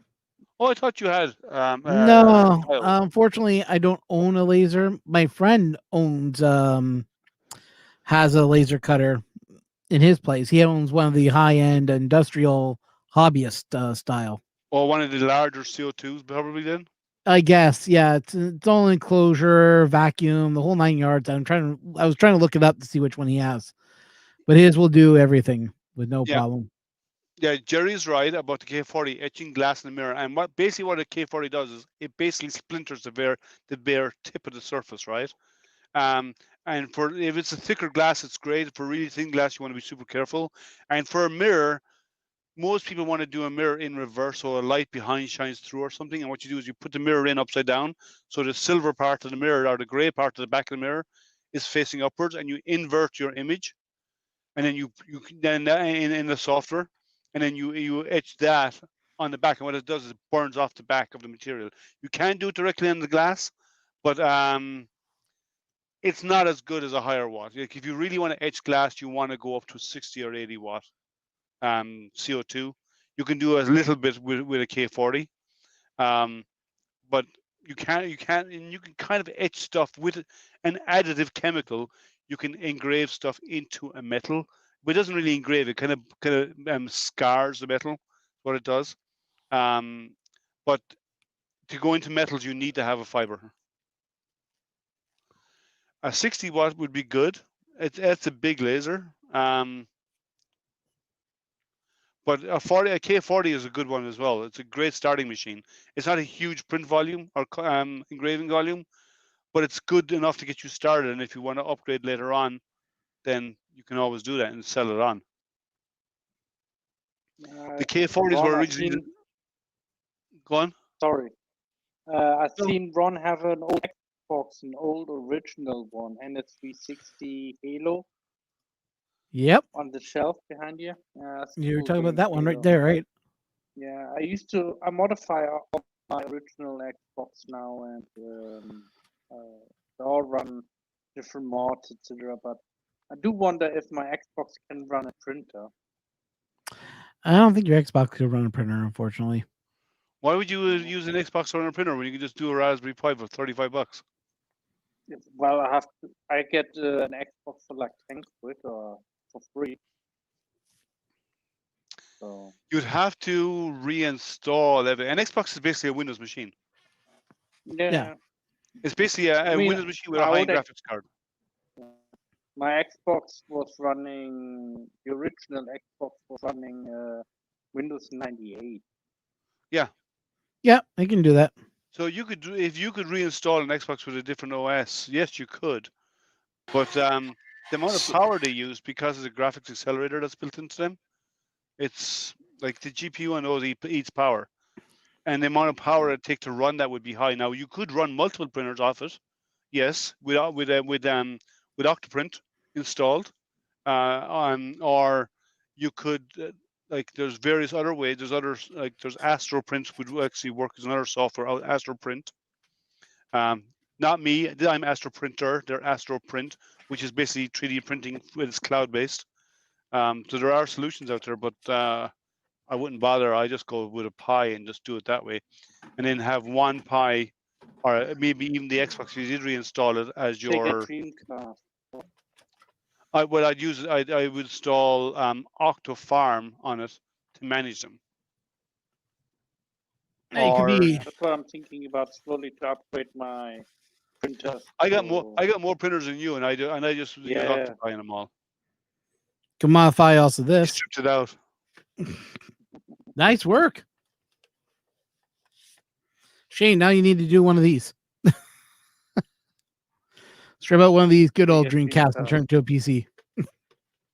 Well, the original PlayStation 2, you could install Linux on it. There's an actual distro and everything. I kind of thought about setting up like Octoprint or the Repetier server on that, because I think that would be kind of interesting to see Linux running on a really ancient software or hardware like that and running a printer. It'd be interesting to see it. I say go for it. That's out there. I've seen it around. I've actually done it That's myself. why I asked, why not? Yeah, I have my next thing is I need to buy the adapter. I've been lazy about doing it. I need to buy the adapter to get, as I have an Xbox One Connect, the old white Connect. Ooh, yeah. Use that And as a 3D scanner. Yeah, well, you can use it with third-party software to 3D scan, but I want to test it out. I've been lazy about buying the connector. It's just me being me. But I've been busy with about 50 other different things. I And can't I will find eventually mine. get around to it because I want to test it. I've been, what's his name? Joe over at 3D 3D printer. printing professor. Oh, Joe, not that, Joel. not Joel. No, Yeah, that is Joe. Joe. Yeah. Yeah. Hey, Lama, how are you? You want to come in and Oh, join? Old Curmudgeon's been saying his name too many times. That's why he's here now. Yeah. Here, if you want to come in and join, click on the link. Oh, that's the wrong one. I'm sorry. You should join that group too, but I think you already are part of that group. You should just, here's the link here. Come in and join the chat if you want. No, but you'll probably see in the next couple of weeks he'll be publishing it. Joe will be. I did a review for him, and we did a kind of an interview process about afterwards, about how with the printer. So he'll be publishing that in the next few weeks. Yeah, he was hanging around with us when I was at Murph, the last Murph that was available. Hanging around at my booth for a little while because he was just like he was exhausted. He's like, I should have because we weren't going to stay for the Saturday. He's like, he booked it for Friday. I'm like, you're going to miss the best part. It's going to be Saturday. He's like, really? I'm like, yeah, stick around for Saturday. You'll have fun. And it was me, Joel, I forget who else was near my table. I think it was Chris Riley and it was Mike Wiley. And we're all like, yeah, no, you got to be here Saturday. Saturday's insanely fun. It's the most busiest time at Murph. He's like, all right, I'll book another day, see if my wife will let me stick around. By 8 o'clock, he was saying, oh my God, my feet are killing me. I'm like, go ahead, sit at my booth. It's not a problem.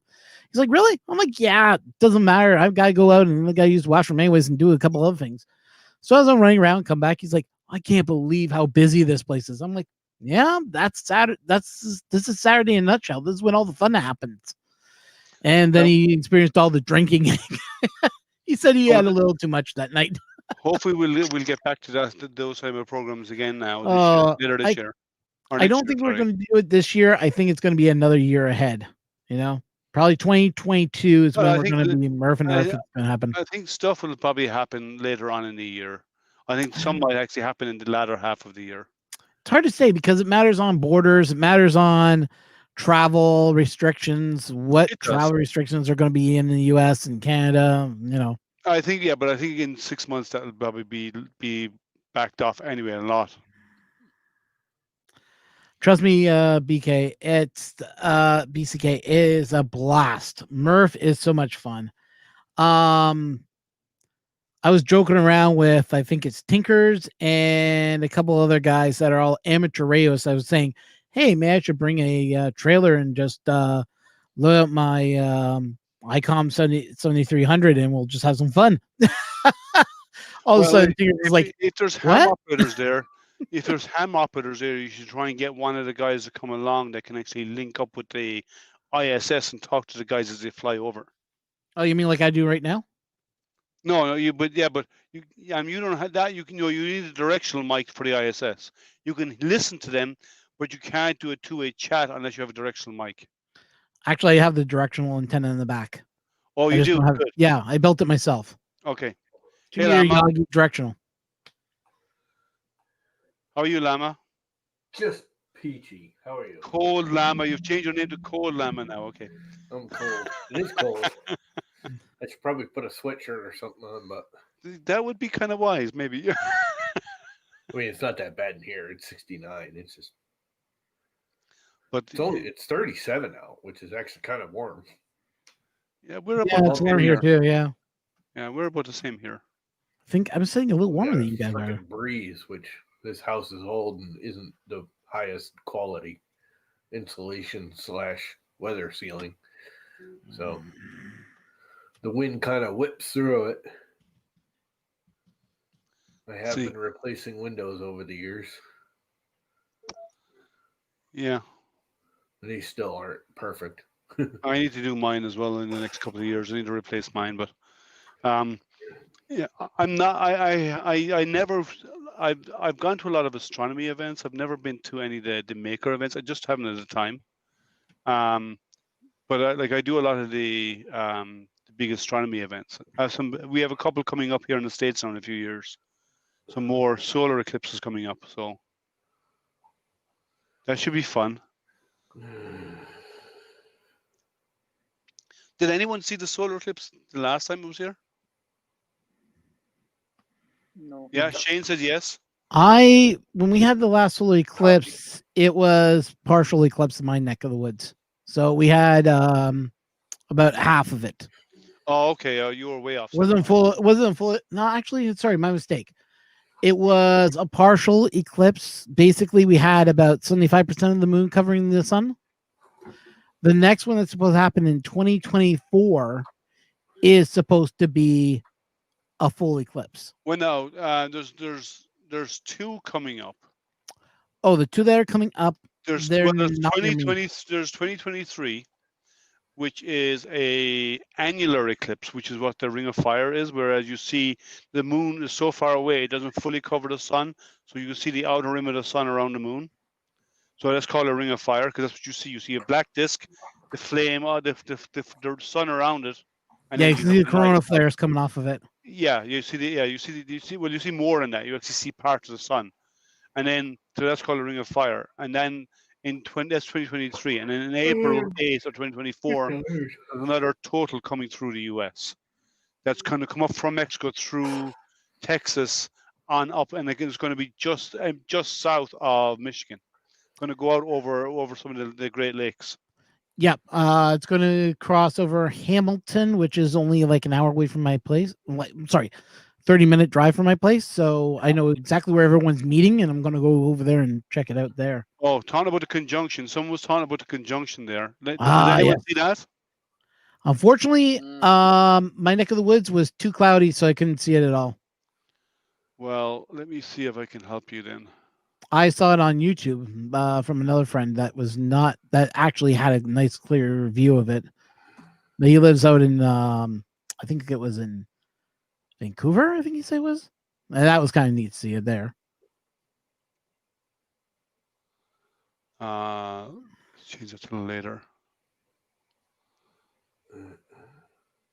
So let me share my screen for anyone who didn't see it.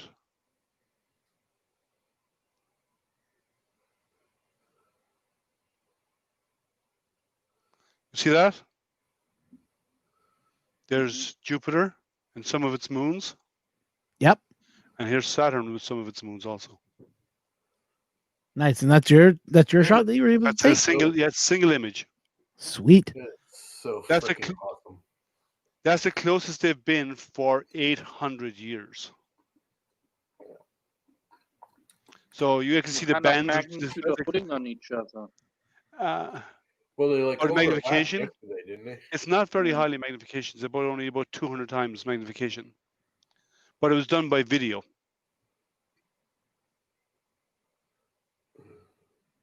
So that's cool.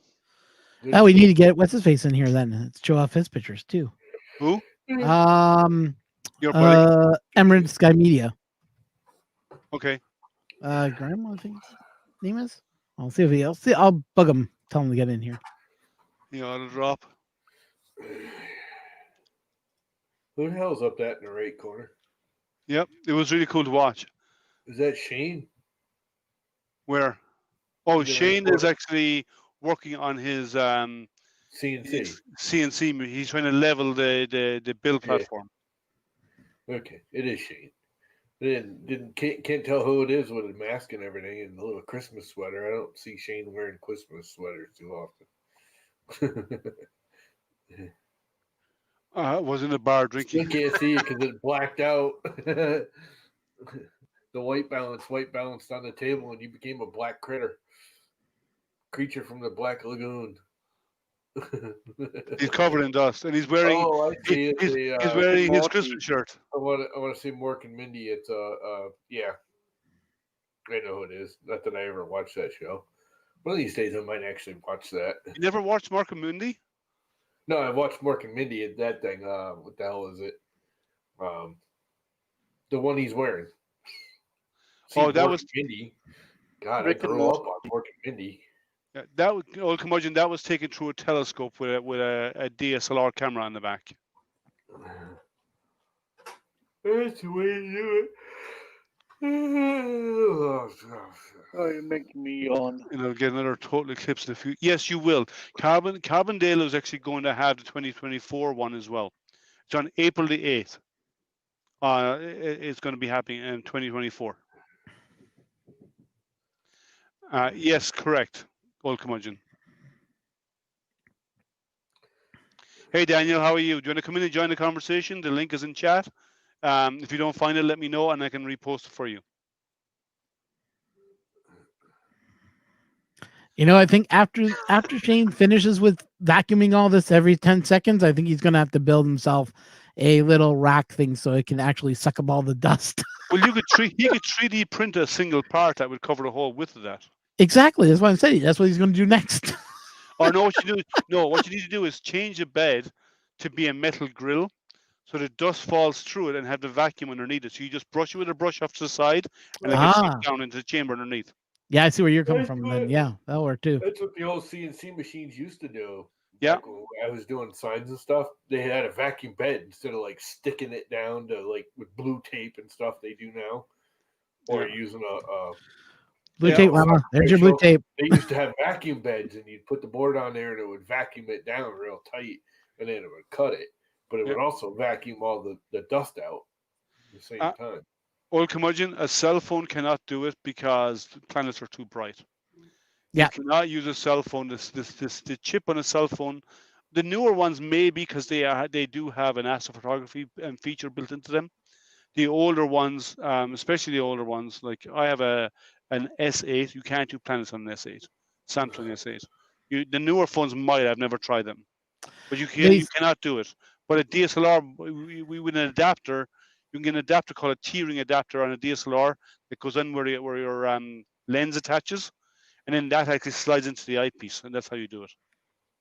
So the telescope becomes your Rick and Morty. your lens. Well, speaking of astrophotography and what you were saying about phones can do it, but you're gonna be messing a lot with the aperture and with The other chips are stuff. not sensitive. No, the chips are not sensitive. I've tried. For the moon, you can do the moon.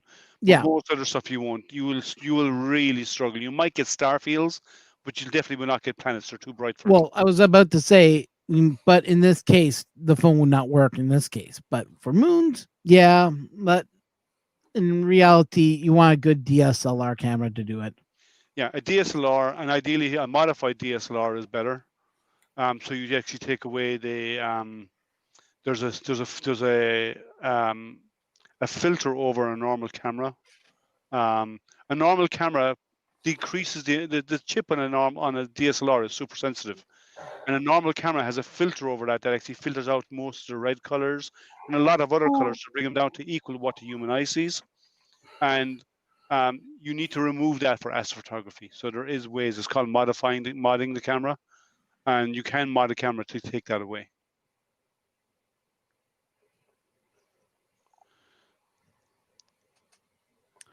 On this 5 foot before I rebuild it, what are you referring to, Daniel, about the 5 foot? I'm not sure.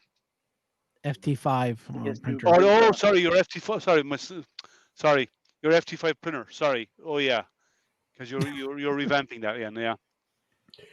Yeah, don't plan on ever getting another FT5. Well, he was given one. I think he was given one, and he's rebuilding it. Speaking of rebuilding printers, how's the Frown King working for you there, Lemma? It's printing away right now. Well, that's good to know. You haven't talked about it that much, so I would ask. Here's a nice image of It Andromeda. just prints. Oh, curmudgeon, there's a nice image of Andromeda right here. It just prints. I do think I may sell both my Chimeras and get Really? another Omnia drop, though. I like that Omnia drop way better than the Chimeras. It's a bit more than an IR filter. It does IR, but it does UV and a couple of other things. And the Omnia drop, I don't think prints any better. It's just more convenient. Surprised you don't put that on your other one, the Railcore, or whichever you got built. The Llama Core, yeah, it's on the Llama Core. It's just smaller and lighter and prints just as well as the Chimera, but it's easier to feed. It has manual feed. Lemma, can you turn? Do I need to bring my mic closer? Can you turn Llama up? Is that speak, Llama? Speaking. Do we really want to turn up Llama? That's the question here. Do you really? Yeah. Are you sure you want to do that? Well, Yeah, I can up him a little bit. Yeah, it's way low. Why is it low? Oh, I don't have automatic on. Do you have the automatic? I turn on automatic now. That should have been better. I turned it way down because I was getting feedback the other day through it. Their echo cancellation has been hodgepodgey lately. If it starts getting feedback, it probably is my mic.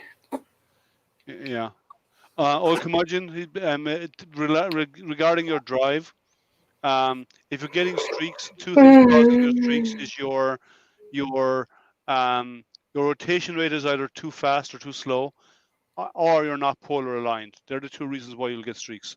You need to be perfectly polar aligned, and then you need to be using your sidle rate of your mount needs to be in perfect timing. And if it's off for your latitude, that's the problem. That's why you'll get streaks.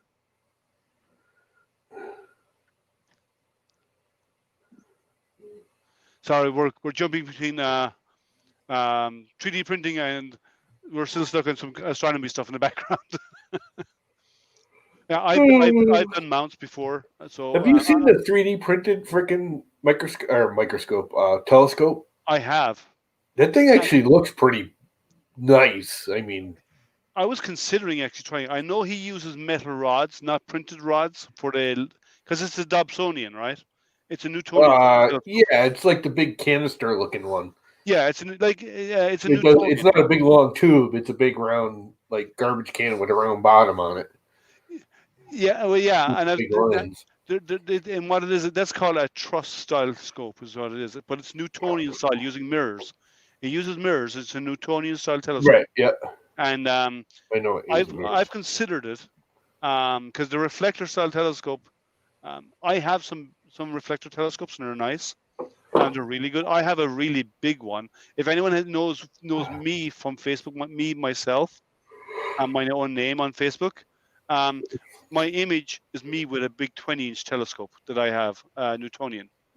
I don't know anything about it. I just thought it looked cool and it worked, and the last one I saw that he did, again, it was like a year or two ago. He was doing it, and I was watching it. He had it motorized so it could follow the moon and stuff. Yeah, and you can motorize them. The bigger they are, the more costly it gets to motorize them. Yeah, well, this was all 3D print. I mean, mostly 3D printed. Obviously, like then you the could drive, all the drive things were lead screws, and yeah, you know, and it you was could using use like a simple little, stepper motor. You can use like an NEMA 23 as a stepper motor for it. You could Yep. do stuff for that. but it was all mostly 3D printed body. It looked interesting. Save some money. I've been thinking about doing it. You He does use metal rods as a trusses because you need to have something that's Yeah. more rigid and 3D printed.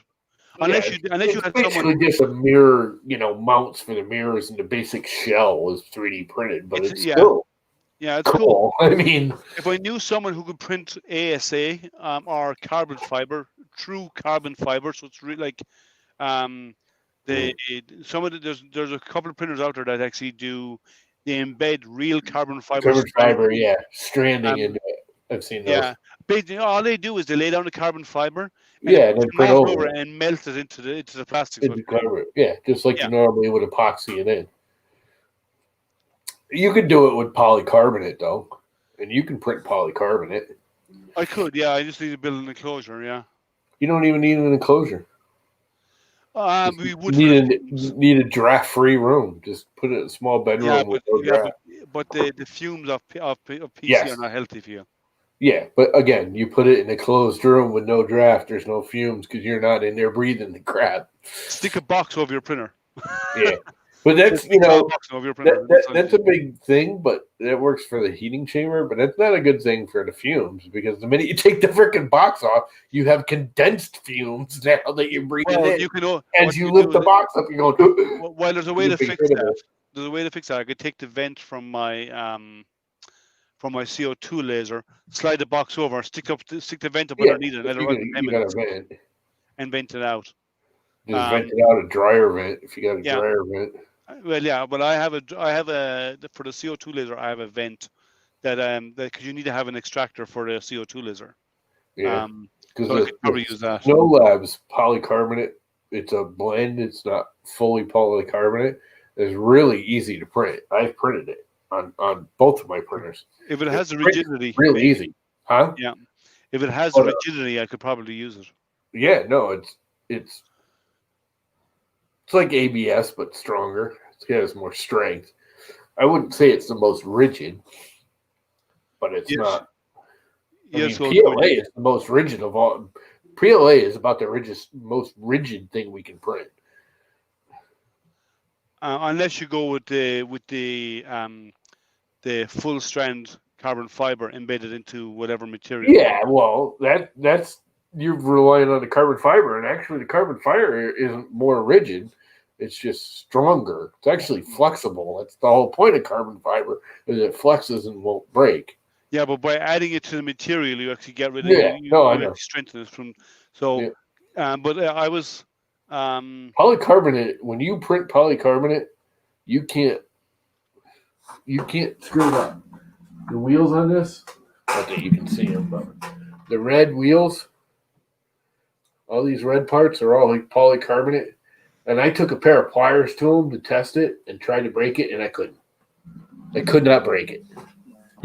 I could snap it on the layer line if I really try hard and I've got crappy infill. But if you do enough shells on it, it ain't coming apart. Yeah, I was thinking about doing one, and I could possibly do a PC or even ASA would be strong enough. Yeah, ASA is. I mean, that's if you can do ASA, you can do polycarbonate. Just again, the fumes on polycarbonate are gnarly. And the same for ASA. I printed it right next to the window. Yeah, and the same would be ASA. You have to have the same issues, but you just set up a vent and you could probably do it. But I might consider it because, and I've looked at a few of them, and there's some nice ones out there that I've done it. And I could actually print my own. I can actually do a full tube. If I do a full tube, I can do it on my. I have some large volume printers. I can do a couple of series of 400s and stack them together. Yeah. Alright, guys, I'm gonna go. I'm gonna head for bed now. Yeah, what time is it Yeah. now? Almost 3 Fuck a.m. no. Yeah, it's almost 3 a.m. Yeah, for him. so 3 a.m. Screw that. I might do. I It's might do almost one. nice to meet 10 you all. p.m. here, and I'm about ready to go to bed. Well, I might Yeah, I feel the do. same way you do, Tom. If there's many people on that come on for that you know of, Matt, from the UK or from Europe, that might want to join, I might actually do a daytime stream, which would be your evening, maybe Wednesday. Okay. Yes, Alright. tomorrow. Or Wednesday, Thursday. Sorry, I might do it Thursday, Christmas Eve during the day, my time. That's your afternoon or your evening. Christmas Eve. Yeah. Yeah. So I might do that. All right, Matt. I might be without Alright. power. Have a good night, all. Thanks for Take everything. care. I'll Yeah. go on that. Take care, We're man. getting a massive storm Christmas Eve into Christmas Day. You're not going to have the same massive storm that Ron is having with an inch and a half of snow, are you? Huh? You're not getting the same storm that Ron is getting with an inch and a half of snow. No, we're getting this is coming up from the south. It's all wind and rain. Oh, okay. Which is Yeah, which we're getting is there. actually worse for us because we got a foot of snow on the ground, and it's getting warmer today and tomorrow, and then we're supposed to be like 55 degrees Christmas Eve into Christmas Day, with heavy rain on top of the foot of snow, with 60, 70 mile an hour winds. Yeah, you're over in Maine area, aren't you? No, I'm in Connecticut. Connecticut. Yeah, so you're getting Oh. that storm that we're getting. This is coming out of Florida. Oh, Good. you got yours is coming out of ours is coming out of Texas, from what we were told. Yeah, they may be mixing to us because that's usually what we get bad is when the one comes from the west and the one comes up the coast, and they kind of meet over like Kentucky or not Kentucky, Tennessee and those areas, and then shift over to the East Coast. And that's when the two of them mix and hit. They always hit like New York, Connecticut, Massachusetts. We get freaking nailed when that happens. Because this last snowstorm we got, a week ago, we got just short of a foot, probably 8-10 inches. But there's areas in upper Massachusetts, which is only an hour away, not even. They got 40 inches of snow in 24 hours. They got freaking whaled up there. 40 inches in 24 hours. Think about that. Well, That's a buttload of snow real fast. Amanda, 70 degrees on Christmas Day in SoCal. You're not going to get any sympathies from us because we're some of us live in the coldest parts of. Yeah. 70 degrees on Christmas Day. Ugh. Oh, I love it. I have choice words for Nothing better Hey, you made it. Yeah, I made it. man. when I was in Florida. I'm currently working on reorganizing the studio, so I had to set up the green screen again. I need stuff to CNC metal. Well, Dude, you got to keep the names up when you make the small windows. There's a little checker that you can check so the names will stay up. let me go in and check that. Yeah, there's an option also. I noticed that it's showing it on Facebook, so you're streaming to Facebook, which we don't see the chat from Facebook, unfortunately. You don't? Yeah, you can't really do that unless you. Do we see it? Unless I hit comments, then I can Yeah, see it. yeah. But if you're watching the YouTube chat and I'm talking Right. to you guys on This YouTube, is what I do because the StreamYard chat's always like a minute or two behind. yeah, Oh, there's a whole bunch of Facebooker people on here. yeah, that's why yeah. I'm turning on now. So Amanda, Daniel, and that's about it. It's just Amanda. Who cares? It's just Amanda. Well, there's Amanda. Amanda, Daniel, I'm Amanda. kidding. it's just So- Daniel and Amanda. No one important. Yeah, there you go. It's the two of them. I don't know who they are. So, So Daniel, I'm- regarding the CNC stuff, if you want to do like you can't really do metals on desktop CNC. Depends on the metal you want. You might get away with super thin metals, but like I Yeah. wouldn't. Yeah, like a 3018 will not do it. You need to go with a larger machine with a lot more power to really CNC metals. I wouldn't do it with one of those desktop ones. They're not really built for it. They don't have the torque on the motors or anything. You need a freestanding machine to really do that. What does anybody else think? Well, if you're doing aluminum, there are machines that you can build to do that if you wanted to go that route. But if you're looking for someone to actually do it, you're better off trying to find a fabricator in town that can do that stuff. Barry Danks, RCCMC. That's what he does for a living. He makes CNC machines. Mhm. Talk to him. Okay. You probably don't want to buy one of his because his are kind of expensive industrial style units. They're not really made for the hobbyist, but he will point you to a hobbyist quality one that's worth buying. Which, like I do, be ready, it's going to be about twice the price of what you're thinking it's going to be. Yeah, I do some desktop CNC and in wood and stuff. Like I have it on a 3018. I like what Shane is building. That will actually do aluminum. It will do aluminum with the right bits. Maybe if there's enough power in the in your router, it probably would. But it's all you must remember. Like it's all down to speed and your cutting tool. You have to calculate the amount of material you can move through with that bit, depending on the amount of teeth and the angle of the cutting bit. You know. Yeah. And what people don't realize is you can't just go slower because, like with aluminum, if you actually go too slow, you actually fill the bit. The aluminum. Yeah, you get chip welding. You got to go fast enough to actually cut the aluminum, but you got to go slow enough to not screw up the machine. And no matter what you do, you need to have some sort of dust collection. With aluminum, I just found out. You really do with aluminum, especially. Yeah, aluminum, because it's so soft, it actually gets embedded into stuff. Yeah. Hey, Curmudgeon. You have more problems with aluminum with the shavings and stuff, from what I understand, than you do with wood. Oh, you think that's bad? Oh, I know a guy who built his own. He on a lathe in his basement. He built, cured, and even then finished off. Like he had to do some of it on a lathe. Carbon fiber, his own telescope. Now imagine the mess and the crap from carbon fiber on a lathe in your basement. Oh, I don't want to think about that. I really don't. It took him 6 months to clean up after, he said. Because even though he rolled the carbon fiber, he did it at home, so it's not a perfect roll, right? So he had to bring it along and had to do some work on it afterwards on his lathe. And he said, now it's a fantastic scope. It's beautiful. He even heat fitted the aluminum parts of the focuser at the back together. So he actually heated one up to expand it, put the other one into it, and then cool it down so it shrunk onto it and held it in place. Yeah. He went all in. But I'm telling you, he said 6 months for 6 months afterwards. He spent 6 months finding carbon fiber bits all over his basement. Oh, I'm sure. That's where he's working. Once they get in the air, they float around. That's bad for you too. People don't realize carbon fiber is just like asbestos. If it gets into your lungs, you can get asbestosis from carbon fiber. Yeah, that's why when you're printing that kind of stuff, and even well, some of them are carcinogens, like ABS is carcinogen and so on. But carbon fiber will go straight into the lungs. That's when it attacks. So will ASA.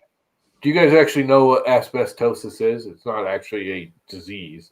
Oh, it is. I know what it is. Scar tissue on your lungs. It's so sharp it cuts your lungs. Your lung scars up, and then the lung doesn't work anymore. Yeah, it's basically. Go ahead.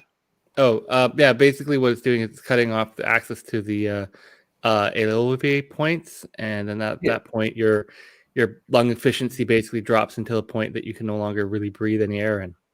Right, but it's not.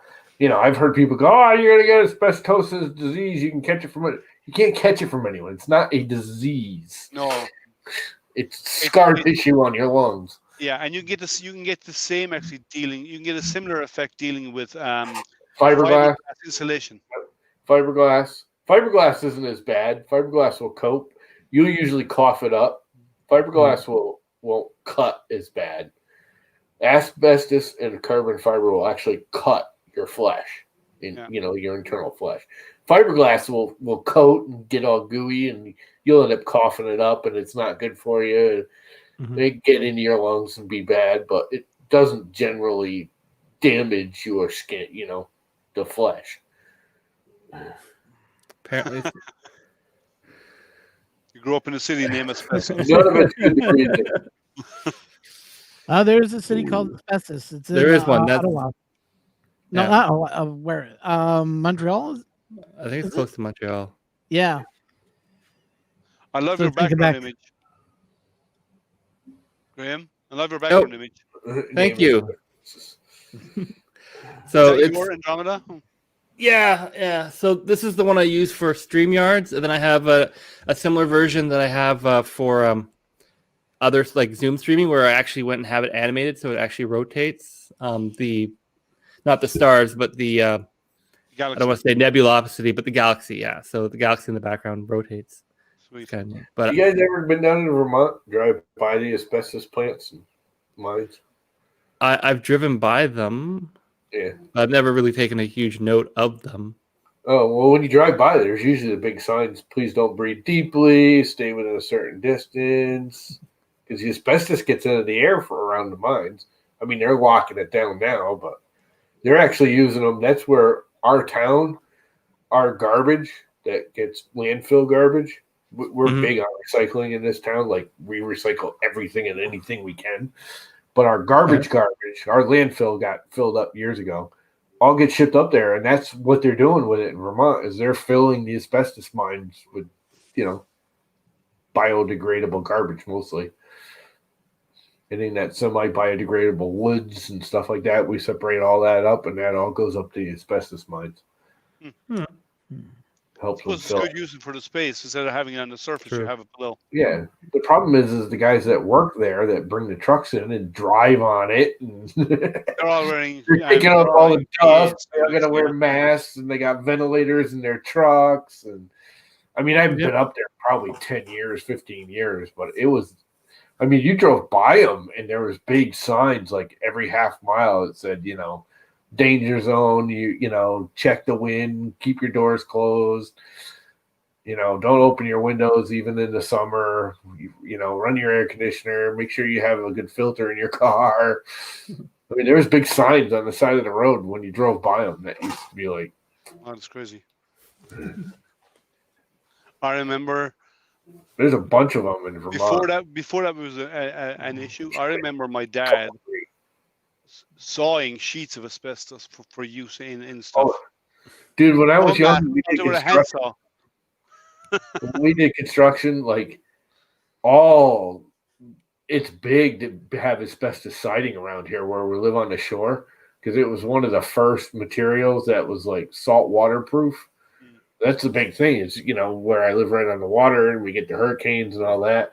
Most, woods and stuff like that don't last with the salt air.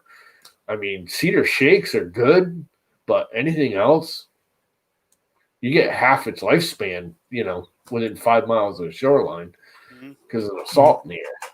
Cedar shake lasts pretty good. They're not great, but even my vinyl, I'm going to have to replace my vinyl soon because it's getting all crispy on this wall because the salt just beats the snots out of it, dries it out. Here in the States, you build a lot of houses are built out of wooden frames. Yeah. We don't do that, and we get harsh weather in Ireland, like you do here, and we don't do that. We build everything out of block or brick, and that thing is standing for the next 200 years. Yeah, the problem with block and brick is when you live in a country that has multiple different environmental things, like they don't like block and brick in California. Well, you need steel or wood. Well, see, So but can it must handle an remember, earthquake. Block does not do earthquakes. it does. I agree, it doesn't do earthquakes, right? But it's not that. It's you build them We to still have last. earthquakes. People don't realize the East Coast. We just had an earthquake like a month ago. Yeah, but I'm just saying, It was small. we rarely get them in Ireland. It's a rarity. But even then, we build the stuff to last. Not to last. Well, you're in the States now, right?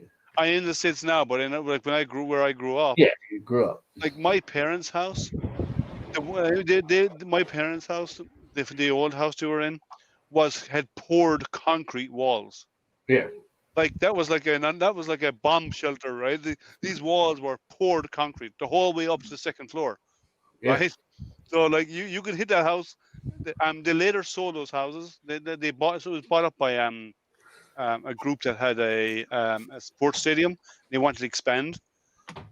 They were in there for 3 months trying to take the buildings down because they're all poured concrete. Yeah. The problem with concrete and crap is it's cold and it's not a good insulator. Although, have you seen this new concrete they're coming out with? The They have- one the foam inside in it. Yeah, they have Yeah. air core. It's not even like they used to do like concrete and then foam and then concrete and then foam. This new concrete, it's like they have an aerator or something. They pour in there with it and it bubbles it up, so the actual concrete becomes foam or some. Yeah. I don't know. I was just watching a thing on it the other day. I was like, that's pretty freaking cool.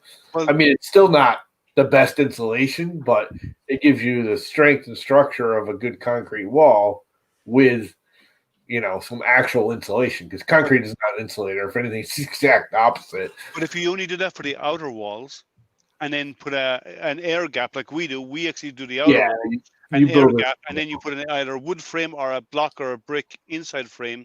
Normally block inside frame, and with that air gap, you have the inside wall has insulation on it, and Yeah. then the other half of the air gap, so it stops moisture barrier. It acts as air gap acts as a moisture barrier. Yeah. Yep. And that's how we build them. So Vapor we barrier. don't get dampness in houses or anything like that because of No, that. no. We don't have to That's worry what about wind. Father did, right? When my old man built this house in the 70s, New England, the code in the 70s was 8-inch brick wall with just 6 or 7 inches of stone, and the whole plastic, your floor and everything underneath your floor was just beginning to get it. And my father said, screw it, I'm doing everything. So he went a full 12-inch wall, which is code now, full 12-inch exterior wall with a dual layer of 3 mil plastic underneath it and up to all the walls. And then it was tarred on top of that. And this house has never had a leak or a sieve or a drop of water come through the concrete. Yeah. Well, as I said, we don't see those. Yeah, The way we build, we build our houses because we get a lot of rain, right? Ireland gets lots of rain. Yeah. So we build it for the moisture, and people don't get moisture in houses. We just don't have it. It never Yeah. happens. You don't really do full walk-in basements either, do you? No, we do sometimes. Well, it's not a common thing because we don't Yeah. get twisters. See, it's there. I don't think there's a house around here that isn't a full walk-in basement around here. Oh, I'm in. This is my basement, right? My office is in. No, I know, but you're in the States, not. Yeah. In In Ireland, Ireland, they there's don't some, have basements. but not a lot. Yeah. Because we don't need it. We don't have basements are generally built for anywhere that gets twisters, right? It became common to build a basement if you have twisters, right? So that's why Michigan has them. Yeah, it was also for like wood storage and heating storage. Yeah, Yeah. they're mechanical rooms more than anything nowadays. Yeah. Convenient. Put your mechanicals at space saving, so you don't have to use your upper floors.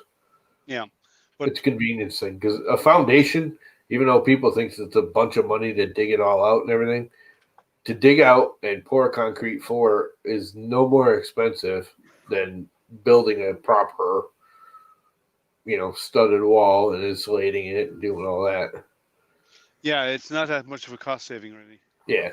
And the big thing is it's all fire code too. When you do a basement, it's fire code, because almost everybody around here has some kind of wood stove or something, which you have to do in the basement, or you have to build a fire code room, which by the time you fire coat a room, you might as well just have dug a basement and put it Now in. we have fireplaces in the houses, but here in Michigan, but we mostly forced air is what we use. So Yeah. for heating and Well, cooling. most people have other heating, but almost everybody here has some kind of small wood stove in the basement for supplemental heat.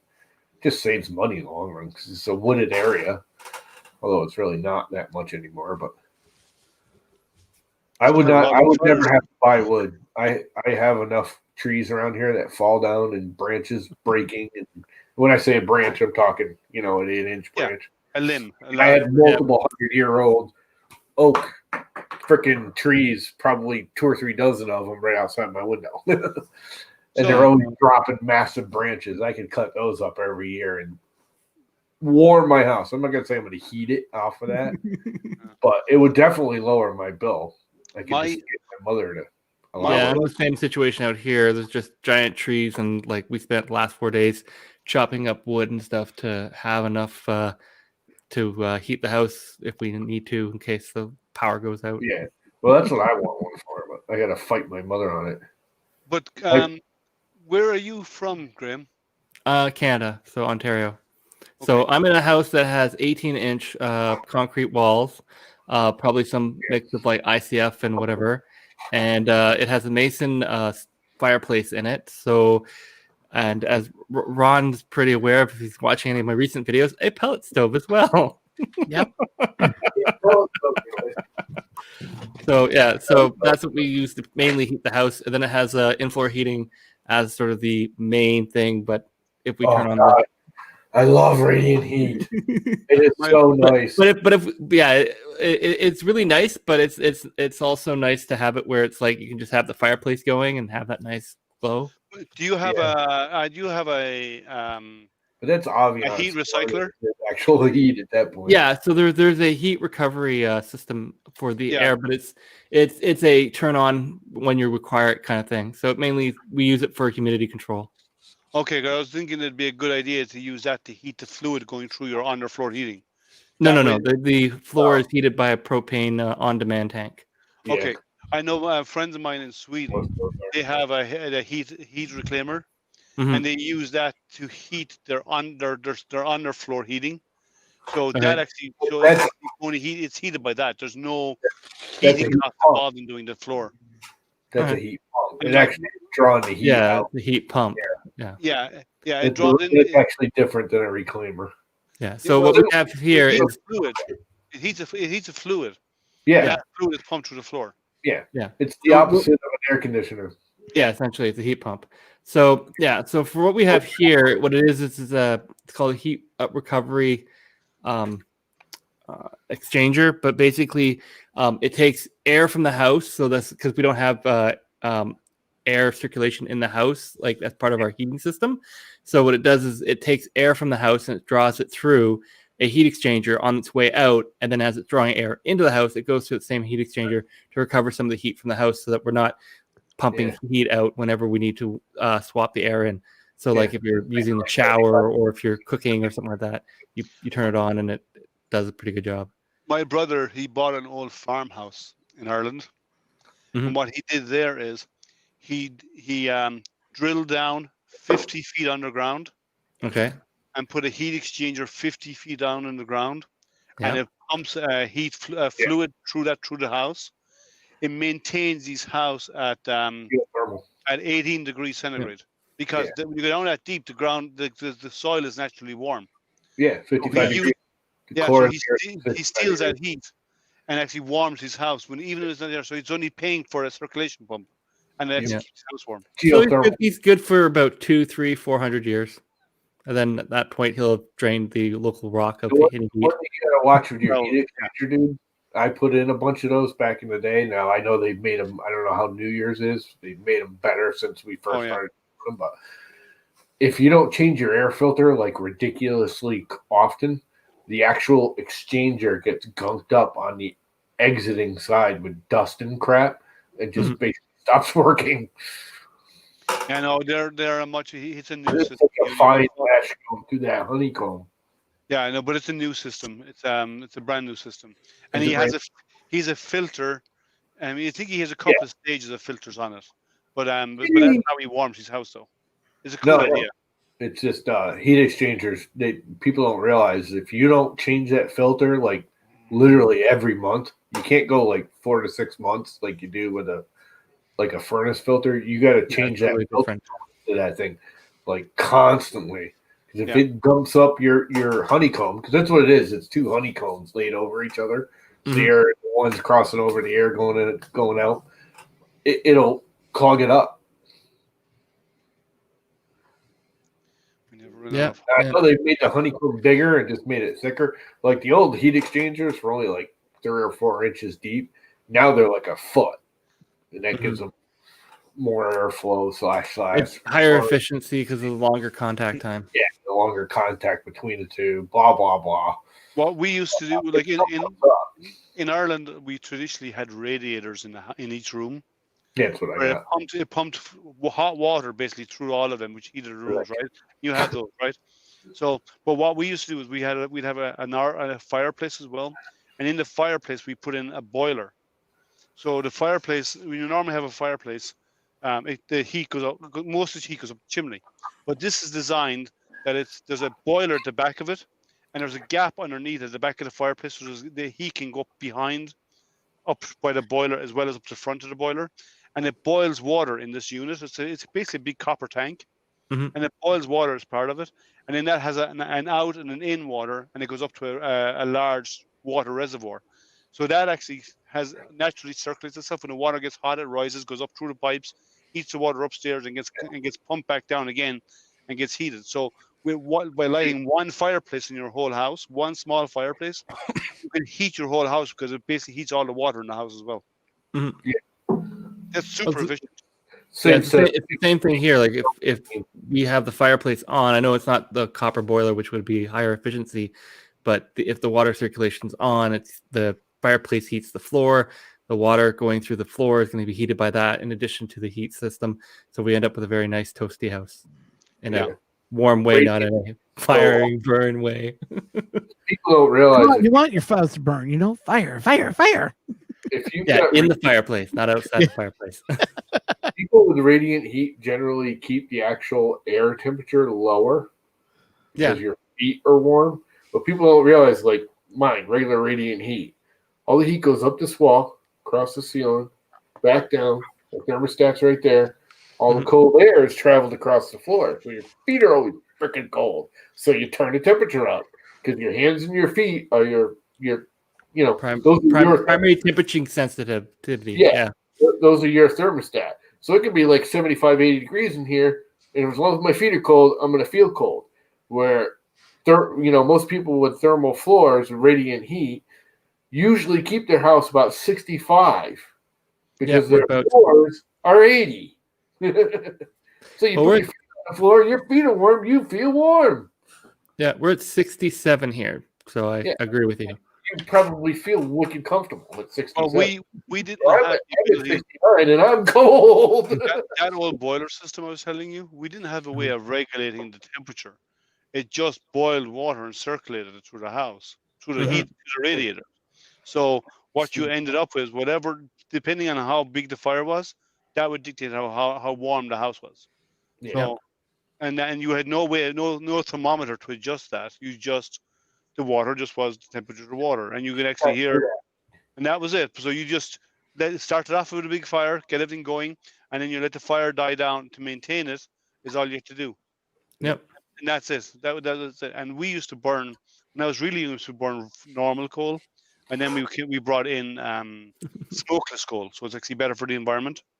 Is what we brought in. And even for me. Were you saying, Lama? A hot water tank right there. You can use that hot water tank to heat the room. Yeah, well, we always had hot water for showers and everything because that tank was always hot. I don't know if I Yeah, have that's 23 Celsius. That's What's that? Real temperatures. That's 22.3 in the basement with a humidex of 23. 23 is 23. I don't care what you say. Lama. Celsius is real temperature. Yeah. Now, see, that's one thing. I've converted the metric system and measurements, but the whole Celsius Fahrenheit thing, I'm still stuck at Fahrenheit. It's easier. I agree. It makes more sense. 0 is freezing. 100 is boiling. Yep. Yeah. Right. I agree. Everything is in factors of 100. Come on, how hard can it get? Yeah, but that whole what's 70 degrees Fahrenheit? I know what 70 degrees Fahrenheit is. I never can get Celsius in my head. The problem is that the states wants to stay in one mode and they don't want to confer to what everyone else has gone over to. Well, they haven't been forced to. That's the thing. Everyone else has been forced. It was a government thing. So we were forced to. They just never complied. Yeah. Jimmy Carter said, "We got 5 years. We got to be converted 100% to the metric system in 5 years." Right, look how good that worked. He went away, and that went away with him. It's going to happen in the next couple of generations anyway, because in schools, it already is. They already teach both. Yeah. It already is. So the Americans just want to be able to say that they have their own freedom units. That's all it is. No, that's why they haven't converted yet. Why is it called a freedom unit? The funny thing is, they didn't start this. So why did they call it freedom units? I don't know what they call them freedom units, but they do. It was Fahrenheit. F freedom. F. Actually, Fahrenheit? The English and the I think French. Don't the French use? No, everybody Every- except They the do US. now, but the French I think originally started Fahrenheit. I'm pretty sure Fahrenheit is French. I'm not I positive. don't 'Cause believe. I think you'll find Fahrenheit. The word is a French word for temperature or something. It's actually it was supposed to be a guy's last name, I think. Is it? It was. I'm just seeing where it began, though. For some reason, it's stuck in my head that It was Fahrenheit is Germany. It was Germany. Germany, Yeah. but they're all German scientist born in Poland. Yeah. Daniel Gabriel Fahrenheit. Yeah, it was German. And it was to do with ice and water mixture. Is where it Yeah. began. Oh, sorry, Maker Viking. Let me bring you in. Hey, Yeah. man, how are you? Hey, Viking! Viking! It's Mover Viking. No, not anymore. It's postponed. Why are Oh, we- no movement. Oh, God. What Yeah. happened? Don't want to get into it. Oh, that bad, eh? Okay. Yeah. In other words, she was making a closet for him, and he wanted more than a closet. Oh, that's not it. Anyway, not going to get into it. That's your business. Yeah. Not moving, Viking. How's it going? Other than that, pretty good. I've been working a lot in Fusion to design a mount for this. Oh, Ooh, what is that we're looking at? that looks. That's the Pleiadius, or whatever the hell it is. Fetus Dragonfly BMS. It's the one that's compatible with the Creality style mount. Ooh. Yeah, aren't the Okay. new Crowleys using something like that, aren't they? Yeah, I think so. The CR6ST is using something along those lines. The difference is Reality they Auto. actually have the throat is open all the way down through the end, and the fins are on each side. I think they've done a slightly variation of that. Yeah. And this has a bimetal heat break, so Okay. should be harder to clog at least, Mm. or get heat free. All metal are fantastic. I love them. I have my Corellis all have the micro Swiss on them. So the Yeah. first thing I did was put on the micro Swiss and Capricorn, and it's the best thing. I actually printed TPU on an Ender 5 Plus last week. Now Ender 5 Plus has a long Capricorn tube, a long tubing of it, and I actually printed Ninja Tech Cheetah is what I printed. That's a fairly hard TPU, but It's not that that's hard. Ender 5. On The an Ender 5, Ender 5 is amazing. Because that is a long bone tube on the Ender 5. it is, yeah, and it came out really good. I mean, the surface was perfect. I got a little bit of under extrusion here and there, but it came out. It was usable.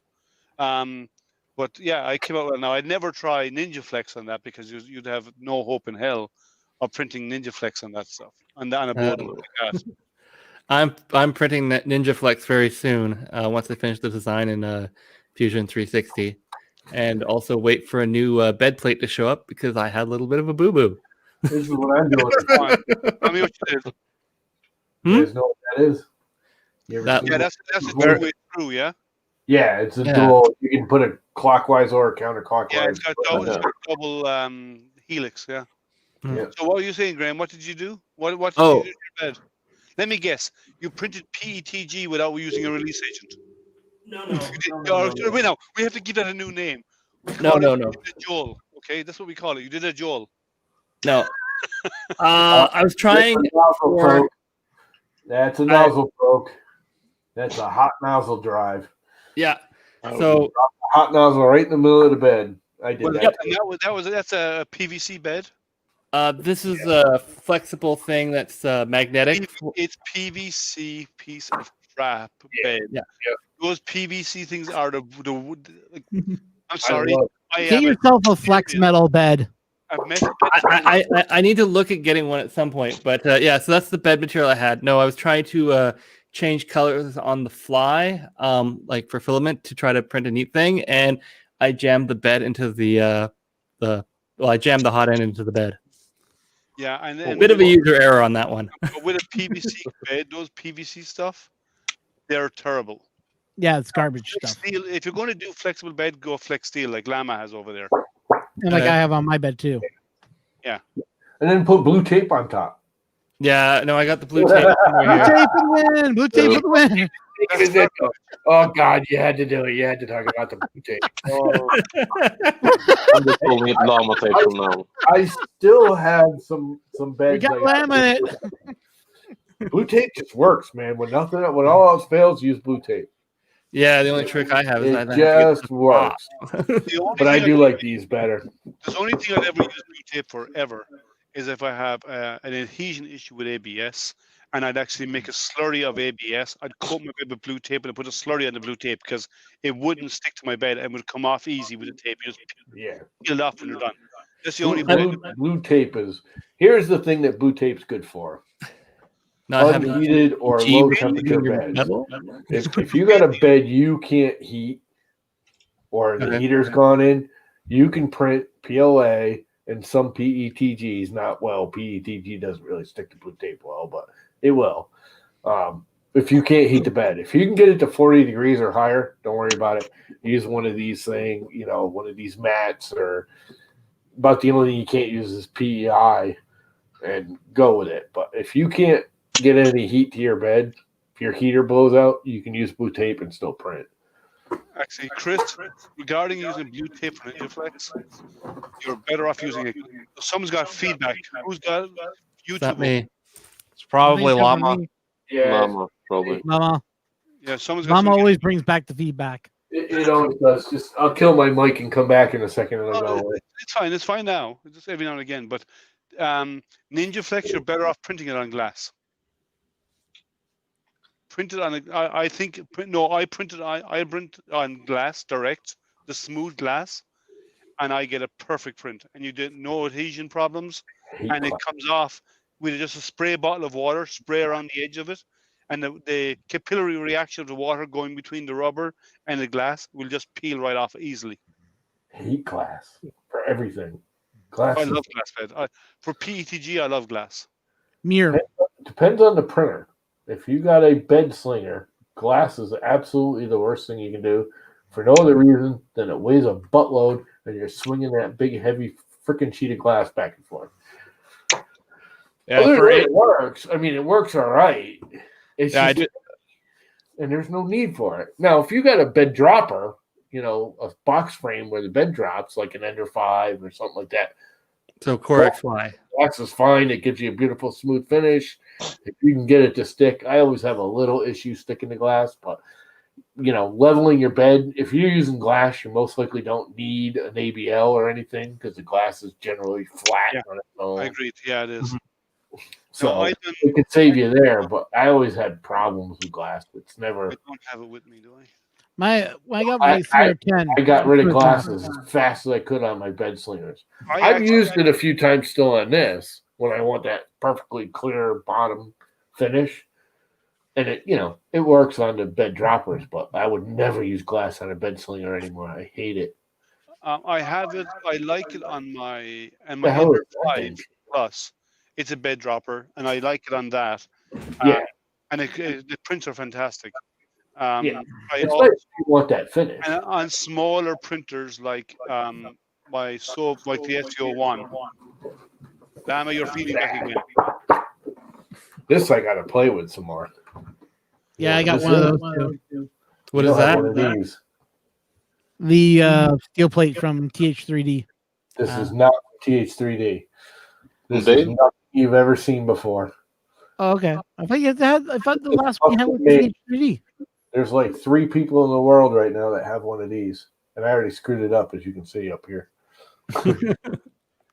That's Yeah, like I'm the first print I did on it, and it cracked it. The nozzle hit it and cracked it. Is This that is the actually, polycarbonate? no, it's Lexan, which I've used before. Back when I first started, back like we're talking 2013, 2014. Lexan was used quite a bit when you printed with PLA because PLA will stick to Lexan without any heat at all. The problem is PLA will stick to Lexan. It will weld itself to it, and you'll never get it off. You usually use the Lexan sheet, and then you put glue stick or even just like anything to put in between the two for a releasing agent.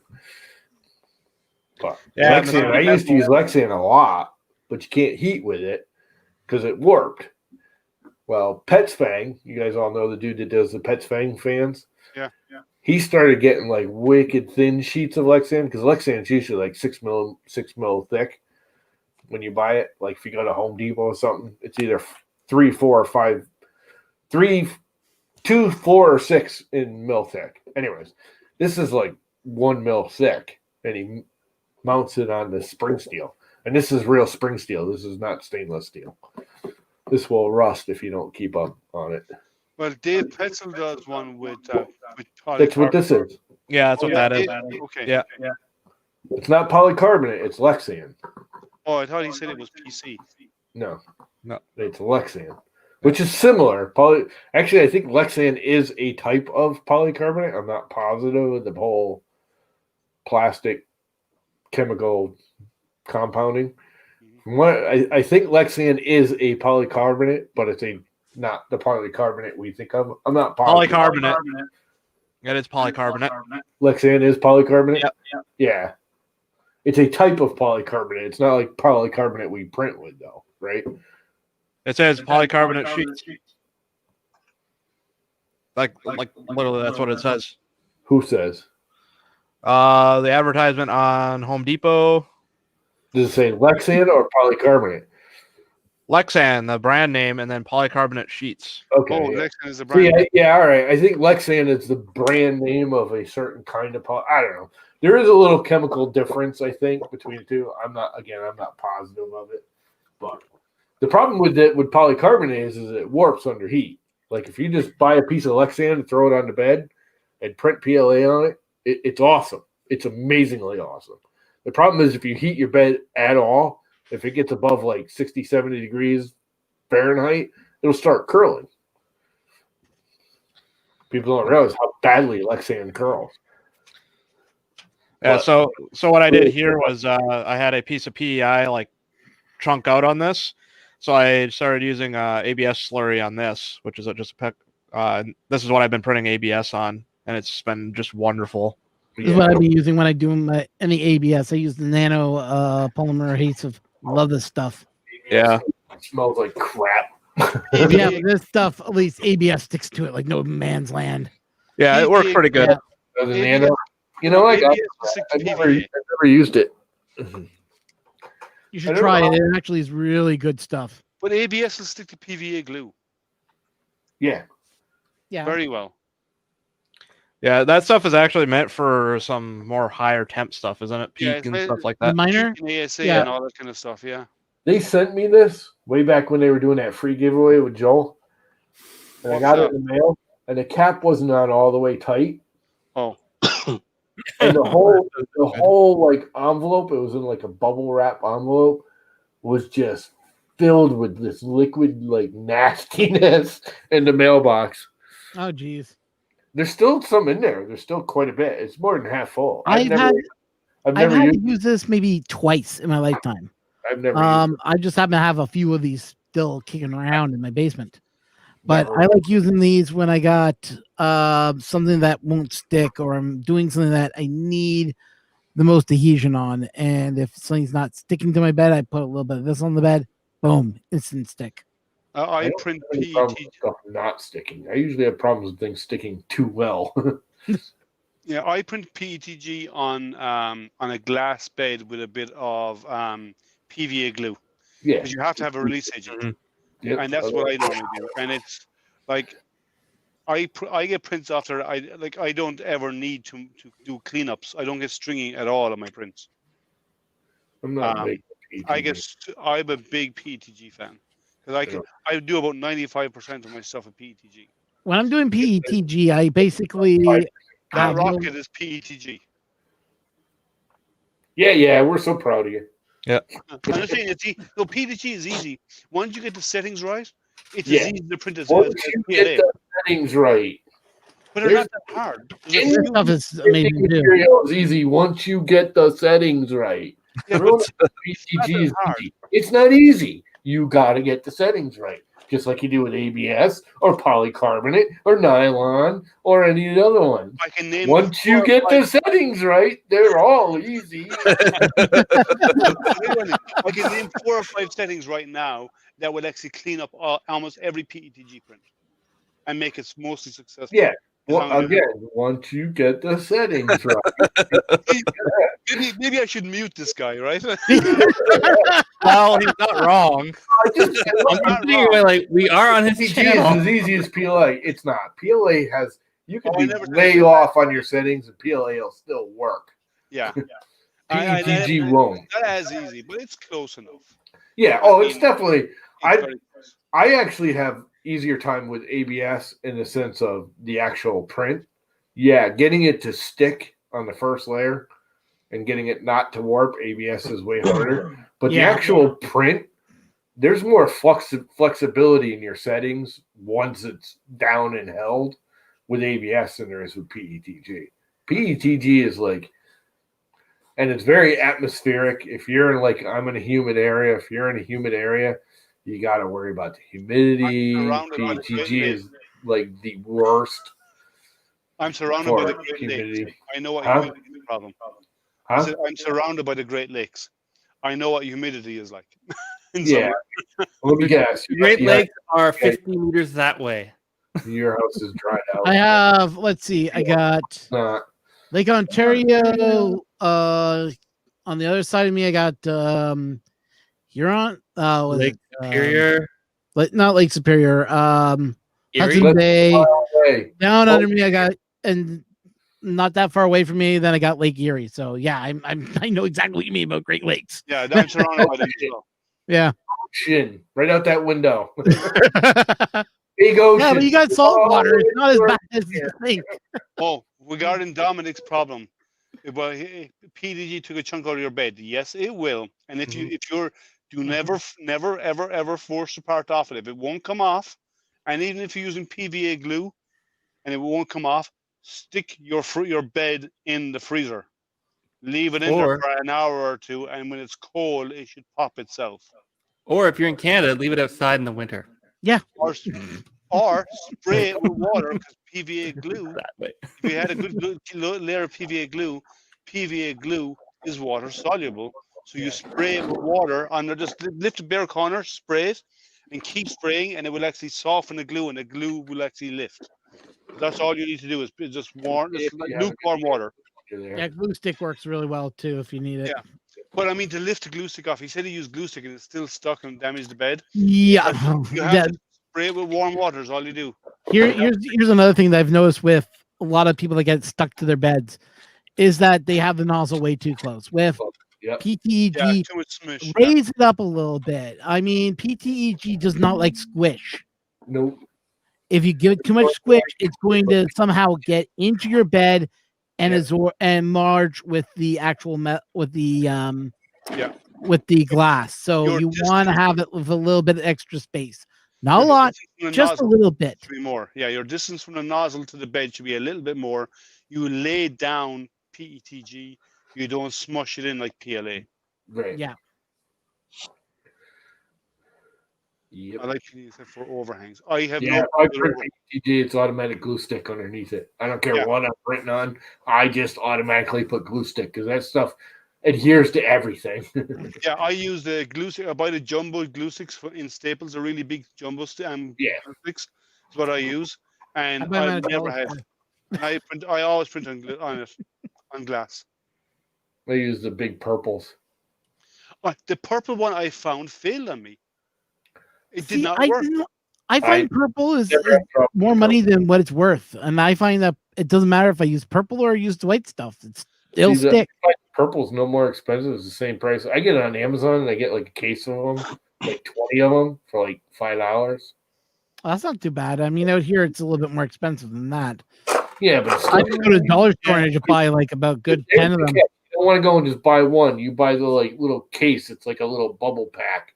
Yeah. It looks, I don't know, they're about that big, and you get like we're up in Canada. That doesn't exist. It actually comes out to way cheaper.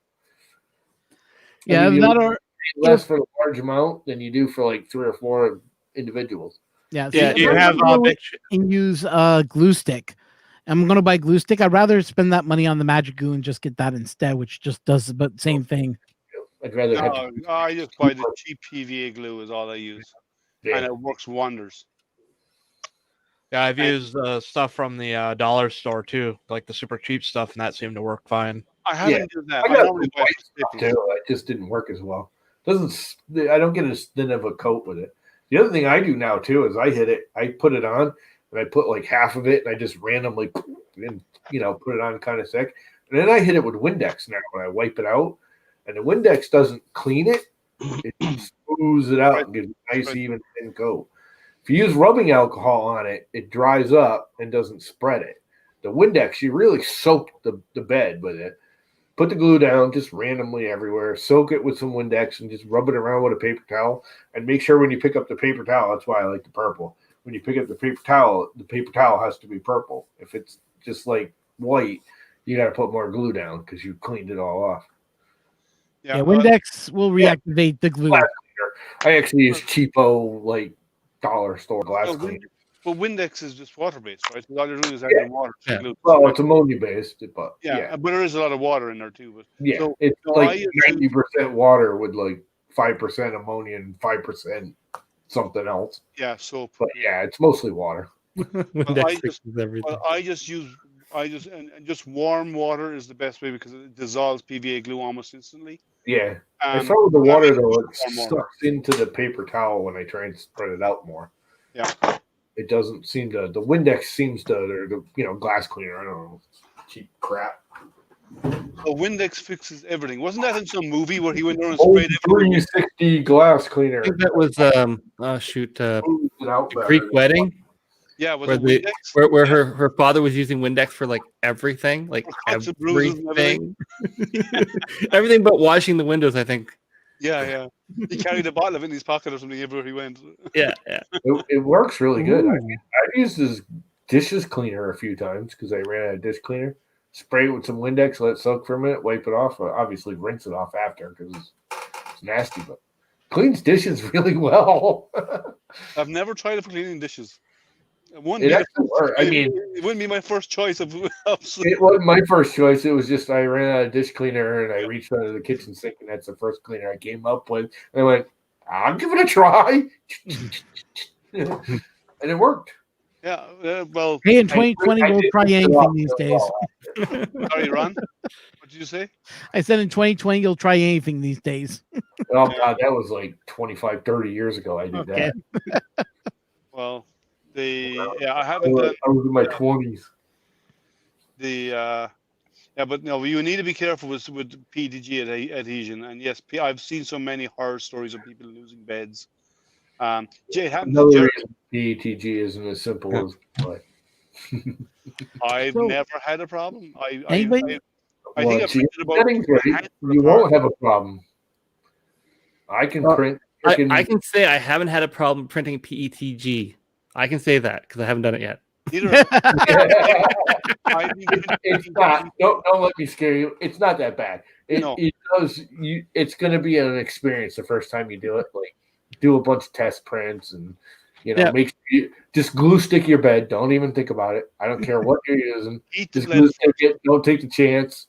Use It a don't smooth matter side what of it your is. glass. Yeah, use a smooth side of your glass, Yeah. not Yep. the stipple side, and heat the bed. Put a glue stick on when the bed is still hot. Yep. Yeah. Because you put on a really thin layer. That's all. Make sure you don't miss areas of the glass, so you don't Yeah. the glass. Yeah. Don't miss any.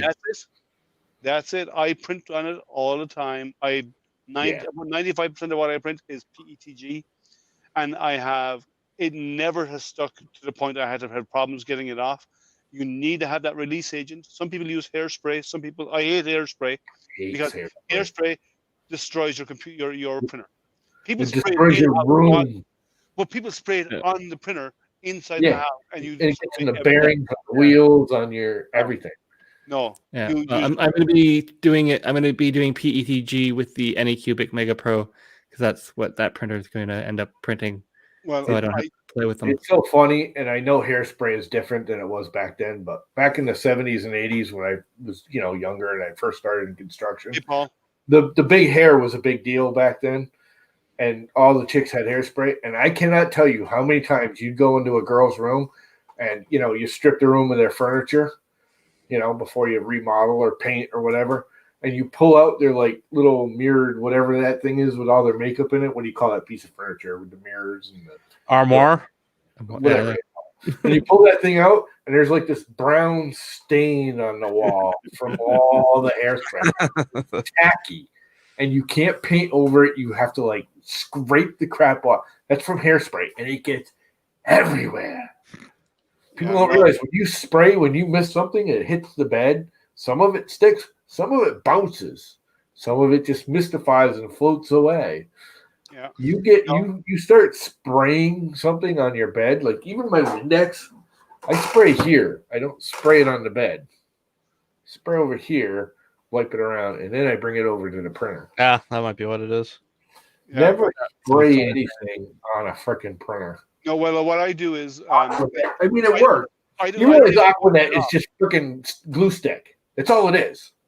I don't even wash off the It's PVA. PVA glue. But I don't even wash it off. What I use is I use the glass scrapers that you use the utility knife blade in it, Mhm. tiny knife blades in them.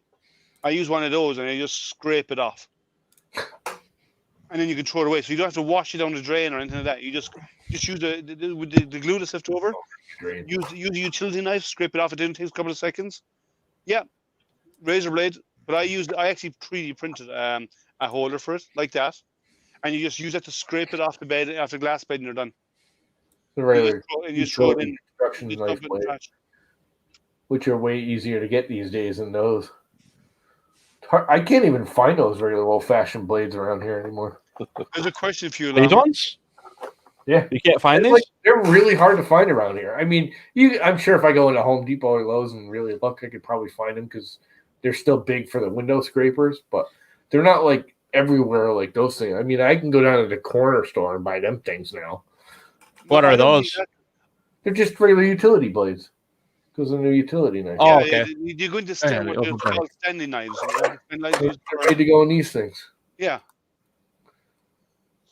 Yeah, That's, so I have those. that's an OFA blade. Yeah. Yeah, A what blade? OLFA is the brand name for that blade. That's the original. yeah, company that's a name. brand name. We just call them utility knife blades. Okay. In Ireland, we call them Stanley blades because they always came in a Stanley knife. But I made a holder for it, and it just the way it's designed, it just presses in, and if I want to take it out, I just cut it on the corner, pop it out, put a new one in. It's just stuck in there. That's what I use to remove my PVA glue off my glass bed. Just scrape. This is one of those glass scrapers. Yeah, It's easy. you and your glass beds and PETG, you're a weirdo. Thank you. I'm happy. I'm happy to say I'm weird. It's okay. I'd rather be weird than the same as everybody else. You know what? No, you want to be one of us. One of us. One of us. There's two things I found for all bed and material. One, atmospheric conditions. Like you guys could say you're in humid areas, but I guarantee you're running air conditioners and humidifiers and you have nice houses. Where someone like me who's in a 70s home where this thing's anything but airtight, even if I ran an air conditioner, it's always humid in here. PETG is hard for me to run for any length of time. Like if I take it out of my boxes, it's nice and dry. But if I leave it out, but my PLAs, I'll leave out for days. Doesn't matter. They'll print. If I leave them out for a month, I got to put them back in the box and let them, dry out. But PETG is miserable around here. Well, I dry my PETG before using it. Yeah, well, everything's in the dry box. I keep it in the dry box. I still dry it anyway, just to make sure. But someone recently gave me a Fila Dry, one of the Fila Dry version 2, the new ones. The ones where you can actually put 2 spools inside in it.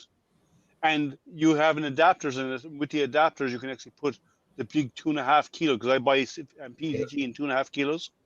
I can actually get one of the big 2.5 kilo spools into that. And it actually maintains the dryness while I'm printing. And I only recently got that. Someone gave it to me because he didn't want it anymore. Monkey sauce.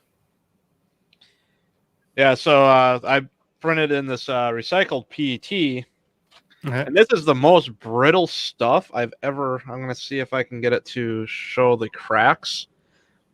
But it's like just completely shattered. Like part of the things came right off, and I dropped the phone once. Is that a PET or PETG? PET. Yeah, you have to have the glycol in there. The glycol makes it more malleable. Yep. Yeah. Whose Actually, recycling is that? IC3D in Ohio Mhm. make they offer recyclable PETG, and they say they were on my channel a few weeks ago talking about some of the stuff they do. And this is a new product. It's not on their website. If you call them, they'll ship it to you. And they said it prints like butter. It's so easy to print because it's been through the process once. That actually prints really, really easy. They're saying. Yeah. And you can generally lower the temperature too. You can a little bit, but not by much. But you get less stringing and you get less problems printing with it. It's an easier product to print with. Yeah, this stuff you can print at a lower temperature. It prints like 225, 230. Yeah, this is the next thing that I get to try and print. The Green Gate stuff. Again, the only Green Gate's good, from what I've been told. Is I shouldn't call it crap. It's actually good filament. You have to dehydrate that before you print with it, especially the samples. Yeah, that's what I kept hearing. That's why I have the dehydrator up there. So yep, I just gotta get on before you try and print with it, because otherwise, because they dry their rolls, they don't dry the samples. Nice. And even it wouldn't make a difference anyway, unless it's packed in sealed. Like they can only do so much drying in the manufacturing process because it goes through a hopper. There's only so much drying. I even if it's straight out of a properly sealed, really well packed, vacuum packed, it's still going in my dryer. I don't care what it's made out of. Well, people don't realize is you pack it in a plastic bag, which is semi-permeable. Same material that the plastic filament that absorbs water is made out of. Think about it. The plastic bag. Yeah, Astroprint is a cloud-based carbonate. It absorbs moisture. It doesn't allow a lot of moisture through it in theory, but it actually does absorb moisture. Plastic will absorb moisture. Dominic being a smart ass saying he's never tried butter. That's fun. I do that every day. Butter. There's the challenge, everybody. That's your January challenge. Print with butter. Well, actually, people have been challenging. Praying with butter is easy. Praying with peanut butter, now there's a challenge. Mm-hmm. Actually, people have been challenging reality. Sorry, cheese whiz. Maker, what did you say? Chunky peanut butter. Let him finish. Go on. Shane, shut up. Let him talk.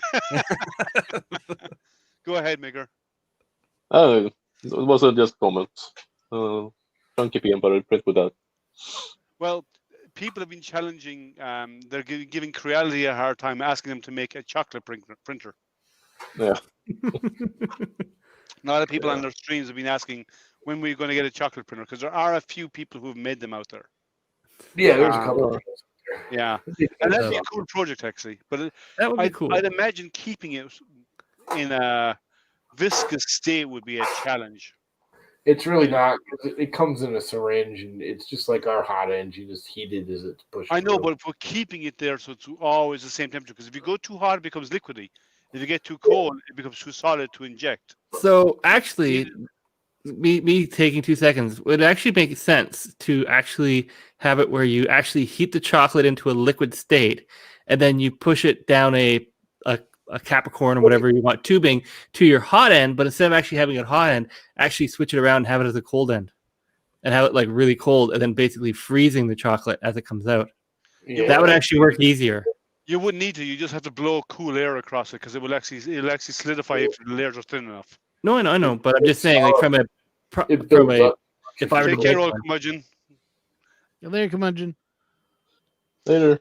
You can do it. There's a lot of possibilities, right? Like, oh no, but from a ease of use, it's probably easier to push melted hot chocolate to your hot end or cold end in this case than it would be to try to push like not melted chocolate and then somehow slightly melt it enough to go. Yeah. I know it sounds silly, but given the properties of it. So apparently, I'm down like looking at my printer going like, could I do that? Apparently, Tim printed a chocolate benchy, so I haven't seen Yeah. that. I need to Ooh. ping him for that link because I Yeah, haven't seen 3D that. has That'd a be a chocolate fun one to see it. Joel has a chocolate Yes. printer. He got a chocolate printer years ago. He got the candy printer too years ago. They Really? print like hard candies years and years That's ago. cool. Like that. Yep. But here's they the question: can you eat it? Yeah, no, it's fine. It's all Yeah. food grade. It comes in big Take care, syringes. Chris. It heats up the syringe and then basically just plunges it out as it's going around. But Okay. it's the problem is to get it in a liquid enough state to be plunged. It's Yeah. too liquid when it hits the bed, and you Yeah. can't cool it fast enough because then it just clogs on the nozzle. Correct. Binds up at the nozzle. So there's no like our plastic doesn't really cool in the nozzle much. It does some because we're, especially like PLA, we're using the fans on it. So the very tip of the nozzle is about 5 or 10 degrees cooler than the rest of the hot end. So when you hit it with the fan and the airflow, it cools. But if you cool chocolate that fast, for one, it'll just crack apart Mhm. and it won't adhere. I don't know. It's not a big deal. Whiskey stones are chilling, what Amanda said. I'd be more interested in a pizza printer than a freaking chocolate printer. Hey guys, I gotta get going. Okay.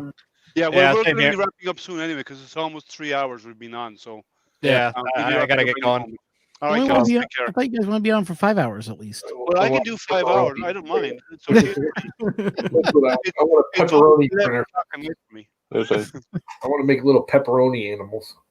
3D printing. Well, they're doing 3D printed pizza on the space station. There's a dude that has a printer, pizza printer, but it's not really. It's a conveyor belt and this little robot arms throw this stuff on Well, it. It's Yeah, fine. but I know on the space station they actually have a printer for food, and Yeah. even McDonald's have been talking about 3D printing burgers and all this other stuff as well. Have you seen that? They're talking about 3D printing meat. Well, they're McDonald's doing have. that in China already. You can like Well, walk I'm saying, the bar and you punch in what you want. It's like whipped meat, and it puts it out on the hot pan, and then. But yeah. Well, that's what McDonald's are looking into doing that. Take care, Daniel. yeah, pepperoni llamas, yum. Pepperoni. Sounds tasty to me. Take care, Pepperoni Kieran. llama is yummy. Pepperoni. All right, so everyone's getting ready to wrap llama up. in a heartbeat. I think Yeah, he's everyone- already done it. The gift, that gift thing, it's already been done. Which gift one?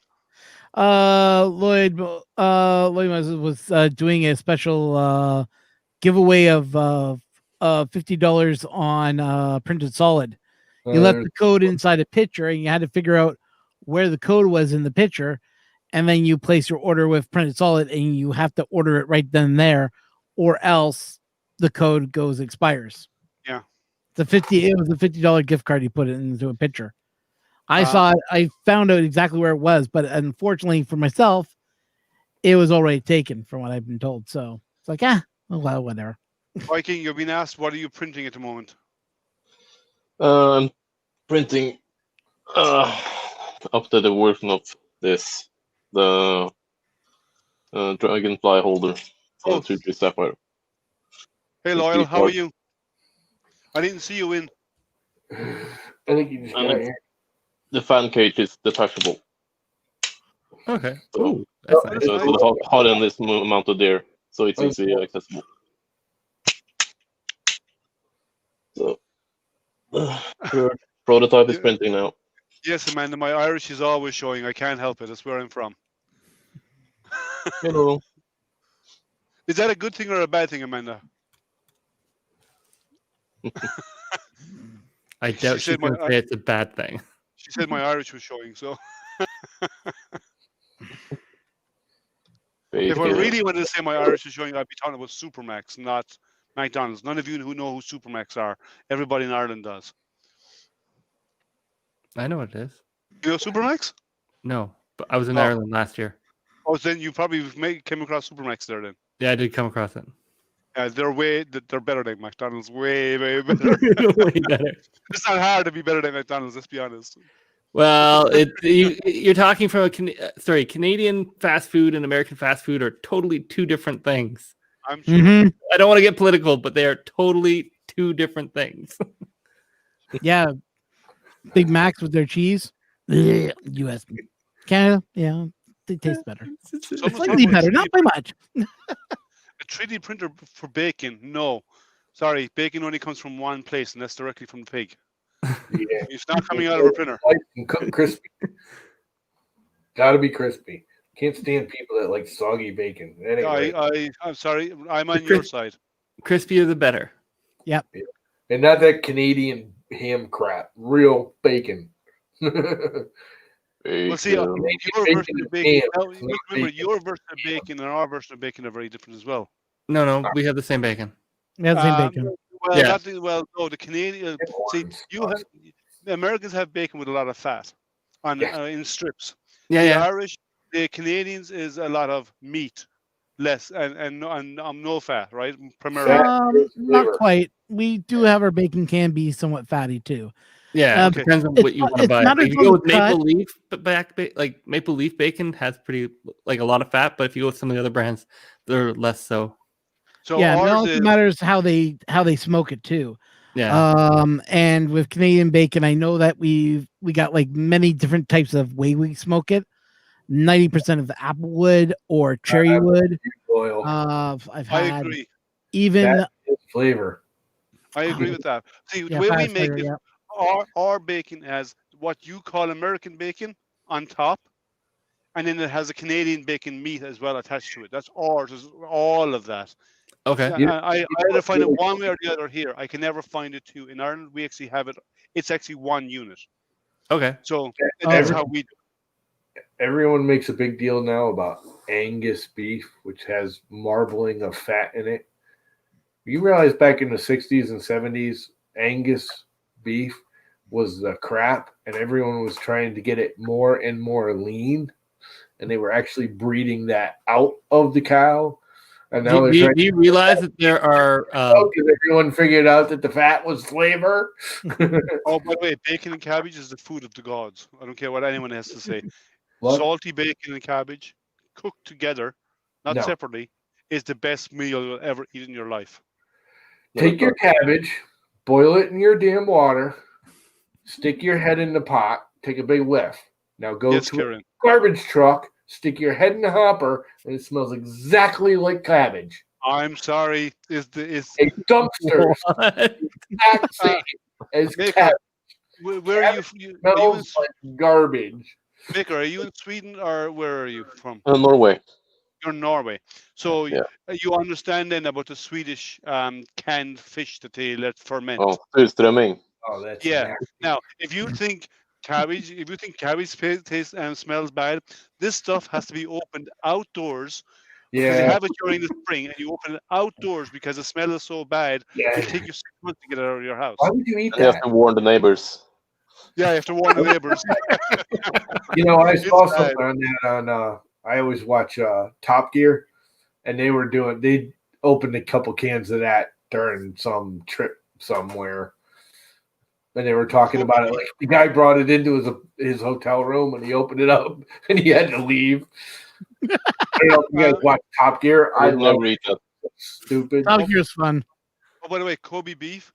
The original Top Gear. I mean the new Yeah. one's not bad either. Loyal, do you feed them Beer. feed them beer and massage them as well? Because that's what they do in Japan. Yeah, but it's just they use either Arashi Super Dry or it's Kirin something else. I forget the two brands that they use specifically for Kobe beef. Well, I've actually been to I've eaten the stuff over there. I've been to Japan, so Same here. and the food is I've been fantastic. to a Japanese airport once. That doesn't count. I know. You know what we're importing now? That you guys say Japanese. You know what we're importing now? That's actually cheaper than American, which makes no sense, and way more stable. Get yourself, if you want to do any remodeling and you want some like a cedar chest, get some Japanese cedar. It's cheaper than American cedar. It's more stable. It's a deeper red. It's got a tighter grain, and it's like half the price of American cedar. And the stuff is awesome. It is the best freaking cedar I've ever worked with. It's more stable. It's straight, tighter grain. It looks awesome. It's like a deeper red. Oh, it's beautiful stuff. Doesn't gray out as much. Still grays. I don't know if you ever watch cedar gray out in the weather. Kieran brings up a good point. If you think cabbage and stuff is bad, you should try durian fruit. It's common across Southeast Asia, and I'm telling you, the taste is kind of Swedish. It's sweet, but I'm telling you, the odor of the stuff, they've actually banned it from most hotels. It stinks so bad. Nope. There is something I'm trying to remember, and I can't remember the name of it. It's from Japan, and this stuff just stinks to high hell. It tastes terrible. And I remember, pardon me, fermented something. Fermented, yeah. What's it called again? I'm trying to remember the name of it. Pickled egg. Nope. That's just wrong. No. Anything that smells that bad should not be eaten. There's a reason your nose comes up and says, "Oh, that's nasty." I agree with you, Amanda. No, the fermented bean smells bad, but I've actually had it once. It tastes actually half decent, but at the same time, it's just a little too much after a while. It's just it's like spam. Like the first version. I know it's with N. Is it natto? I can't remember its name. I think it's natto. I can't remember its name. Like in what, the 40s, 30s, 1930s? It's I think it's 1935. I think the very first spam was 1935, and because of COVID, they're actually thinking about doing the second run of spam. I think it's natto. You guys, I can't remember it. Yeah, I've eaten those as well. They're very healthy though, because they're fermented. They're really healthy for you. Anything that smells that bad is not healthy. Yeah, natto. That's it, natto. Yeah, but it's a specialty over there actually. Yeah, and it's not bad, but it's just not. Excuse my description of it. Nope. I hope no one's about to eat, but it looks like beans with snot in them. You know what? It looks like stringy together. It doesn't look appeasing. But, cashews, they're good. They smell good and they taste good. Hey guys, just look at the link. Have a look at this link I'm going to post here in the chat, and when you look at it, look at the picture, and then you'll understand what we're talking about. You know, see, spam's one of those things. I don't really like spam, but I gotta say, if you've ever fried spam, it actually smells good. It almost, and don't, it's not exactly the same, but it has a very similar smell to bacon cooking. Now I don't eat it. My son likes it fried. Yeah, as a breakfast actually. Yeah, it would fry with rice for breakfast with ketchup on top. Ugh. No, actually, what you do is you put pepper and egg together, whisk them together, and you coat it in that and you fry them. And my son really likes that, and he has it for breakfast sometimes. Okay, well, I do it every once in a while for my parents. Yeah, and I egg it with flour and like some breadcrumbs and stuff, and I'll eat it, but. Right, I would never buy it. We've been on for over 3 hours, so I think we can wrap up. It's 11 o'clock at night for me. I don't know what time it is for you. I know it's early morning for you. Yeah, it's early morning for you. So you're it's even tougher for you because you've probably been up all night, don't you? You don't sleep. It's good for Viking. He's a freaking vampire. He stays up all night and sleeps all day. But sleep? What's that? It's overrated, isn't it, Viking? Yeah, I keep I'll thinking when I get old. I sleep when I'm dead. I'll sleep when I get old and dead. Amanda's hungry now. All that talking about food. These are really good. Yeah, all that talking about delectable, yummy food. Hey, if you guys like cashews, they're on a wicked sale right now. If you had a Walgreens around you, and I actually mail ordered these, it's like $2.79, I think, for this bag of cashews, which is wicked cheap. Oh, my Twitter, that's Canadian Maker PR. So, if you like cashews, you can order these right Put it now. in the chat, Ron, for him. Okay, we'll do. And they're good. Ethan's way. Yeah, All no, right. I got some vegetarians staying here, so I have like bags and bags of nuts right now. You're a vegetarian? No, I have vegetarians staying with me. Oh, Yeah. why? Because when they were over at the UK, they were like, meat is expensive. And now they're back. We're like, do you want some chicken? Well, did you ever see the meme that asked the question? Now, no offense to vegetarians out there, I'm just having a bit of fun. Would you ever see the meme about saying vegetarians saying it? For us who eat, for those of us who eat meat, when someone's grilling a steak, when a steak is cooking, our mouth starts watering and so on. And the question at the bottom of it is, do vegetarians react the same way when we mow the lawn? Look, we got like these little veggie like hot dog things, and we're sitting there and we're like, when you make hot dogs on a pan, you heat them up and they nicely crisp on like each side, and you just sort of rotate it over, and that's how you know they're done. Yeah, that's not what the veggie hot dogs did. We kept rotating them over, and we're like, we're not sure if they're done or not. Yeah. Oh, one question, Lyle, when you get a chance, They still skin. from the last chat we had on Twitter, let me know what dates are good for you. When you get a time to let me know what dates work for you. Yeah. So I'll eat the veggie burgers as long as you don't think of it as a hamburger. Just think of it as something else. It's mostly beans. They're not right? bad. They're Mostly not beans, hamburgers. They taste nothing like a hamburger, but they taste okay. Yeah. They're Oh yeah, just no, they're not bad. It's just I always find it funny when somebody's like, "Look, it tastes like meat." I'm like, no, it doesn't. It still tastes good. Yeah, it's not. But you're not going to convince me that this tastes like a regular meat hamburger. I need meat for dinner. I can't have just vegetables. No. Okay. Well, guys, that's what food eats. I can eat that vegetables too, but one of my bosses used to always talk about. We were talking about eating vegetables and stuff. He used to always tell his kids. He said, "You should actually eat your vegetables because vegetables are meat." And his kids say, "What do you mean? It's the meat before the cow gets it." Yeah. All right, guys. It's been over 3 hours, so I think we should wrap it up. I think it's been fun.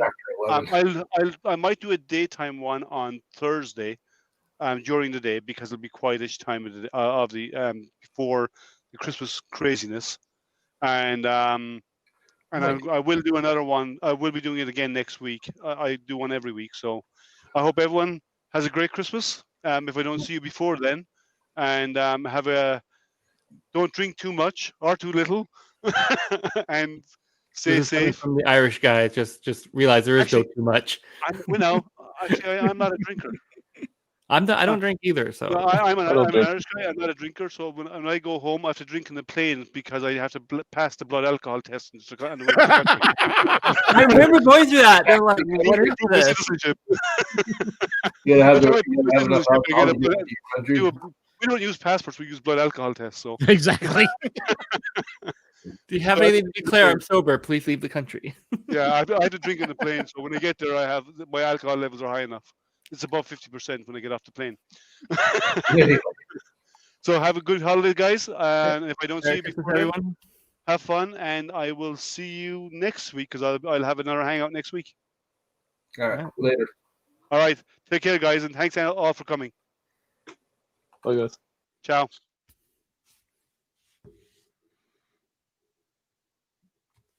Keep waving. Just keep waving. Keep waving. Just keep waving. I'm gonna keep waving until you stop. Look. I don't know if you guys saw the other one. I have the puppets currently over there. I can't really grab it, but I did puppets for 45 minutes. You want to do this? We can go. Go all out, okay? Take care, guys. Bye. Oh, he actually left. The stream. Are we even live anymore? Yep. We're still alive. He hasn't killed the Still stream. alive. He's gonna kill the stream. Probably gone to bed and be like, "Oh, give him the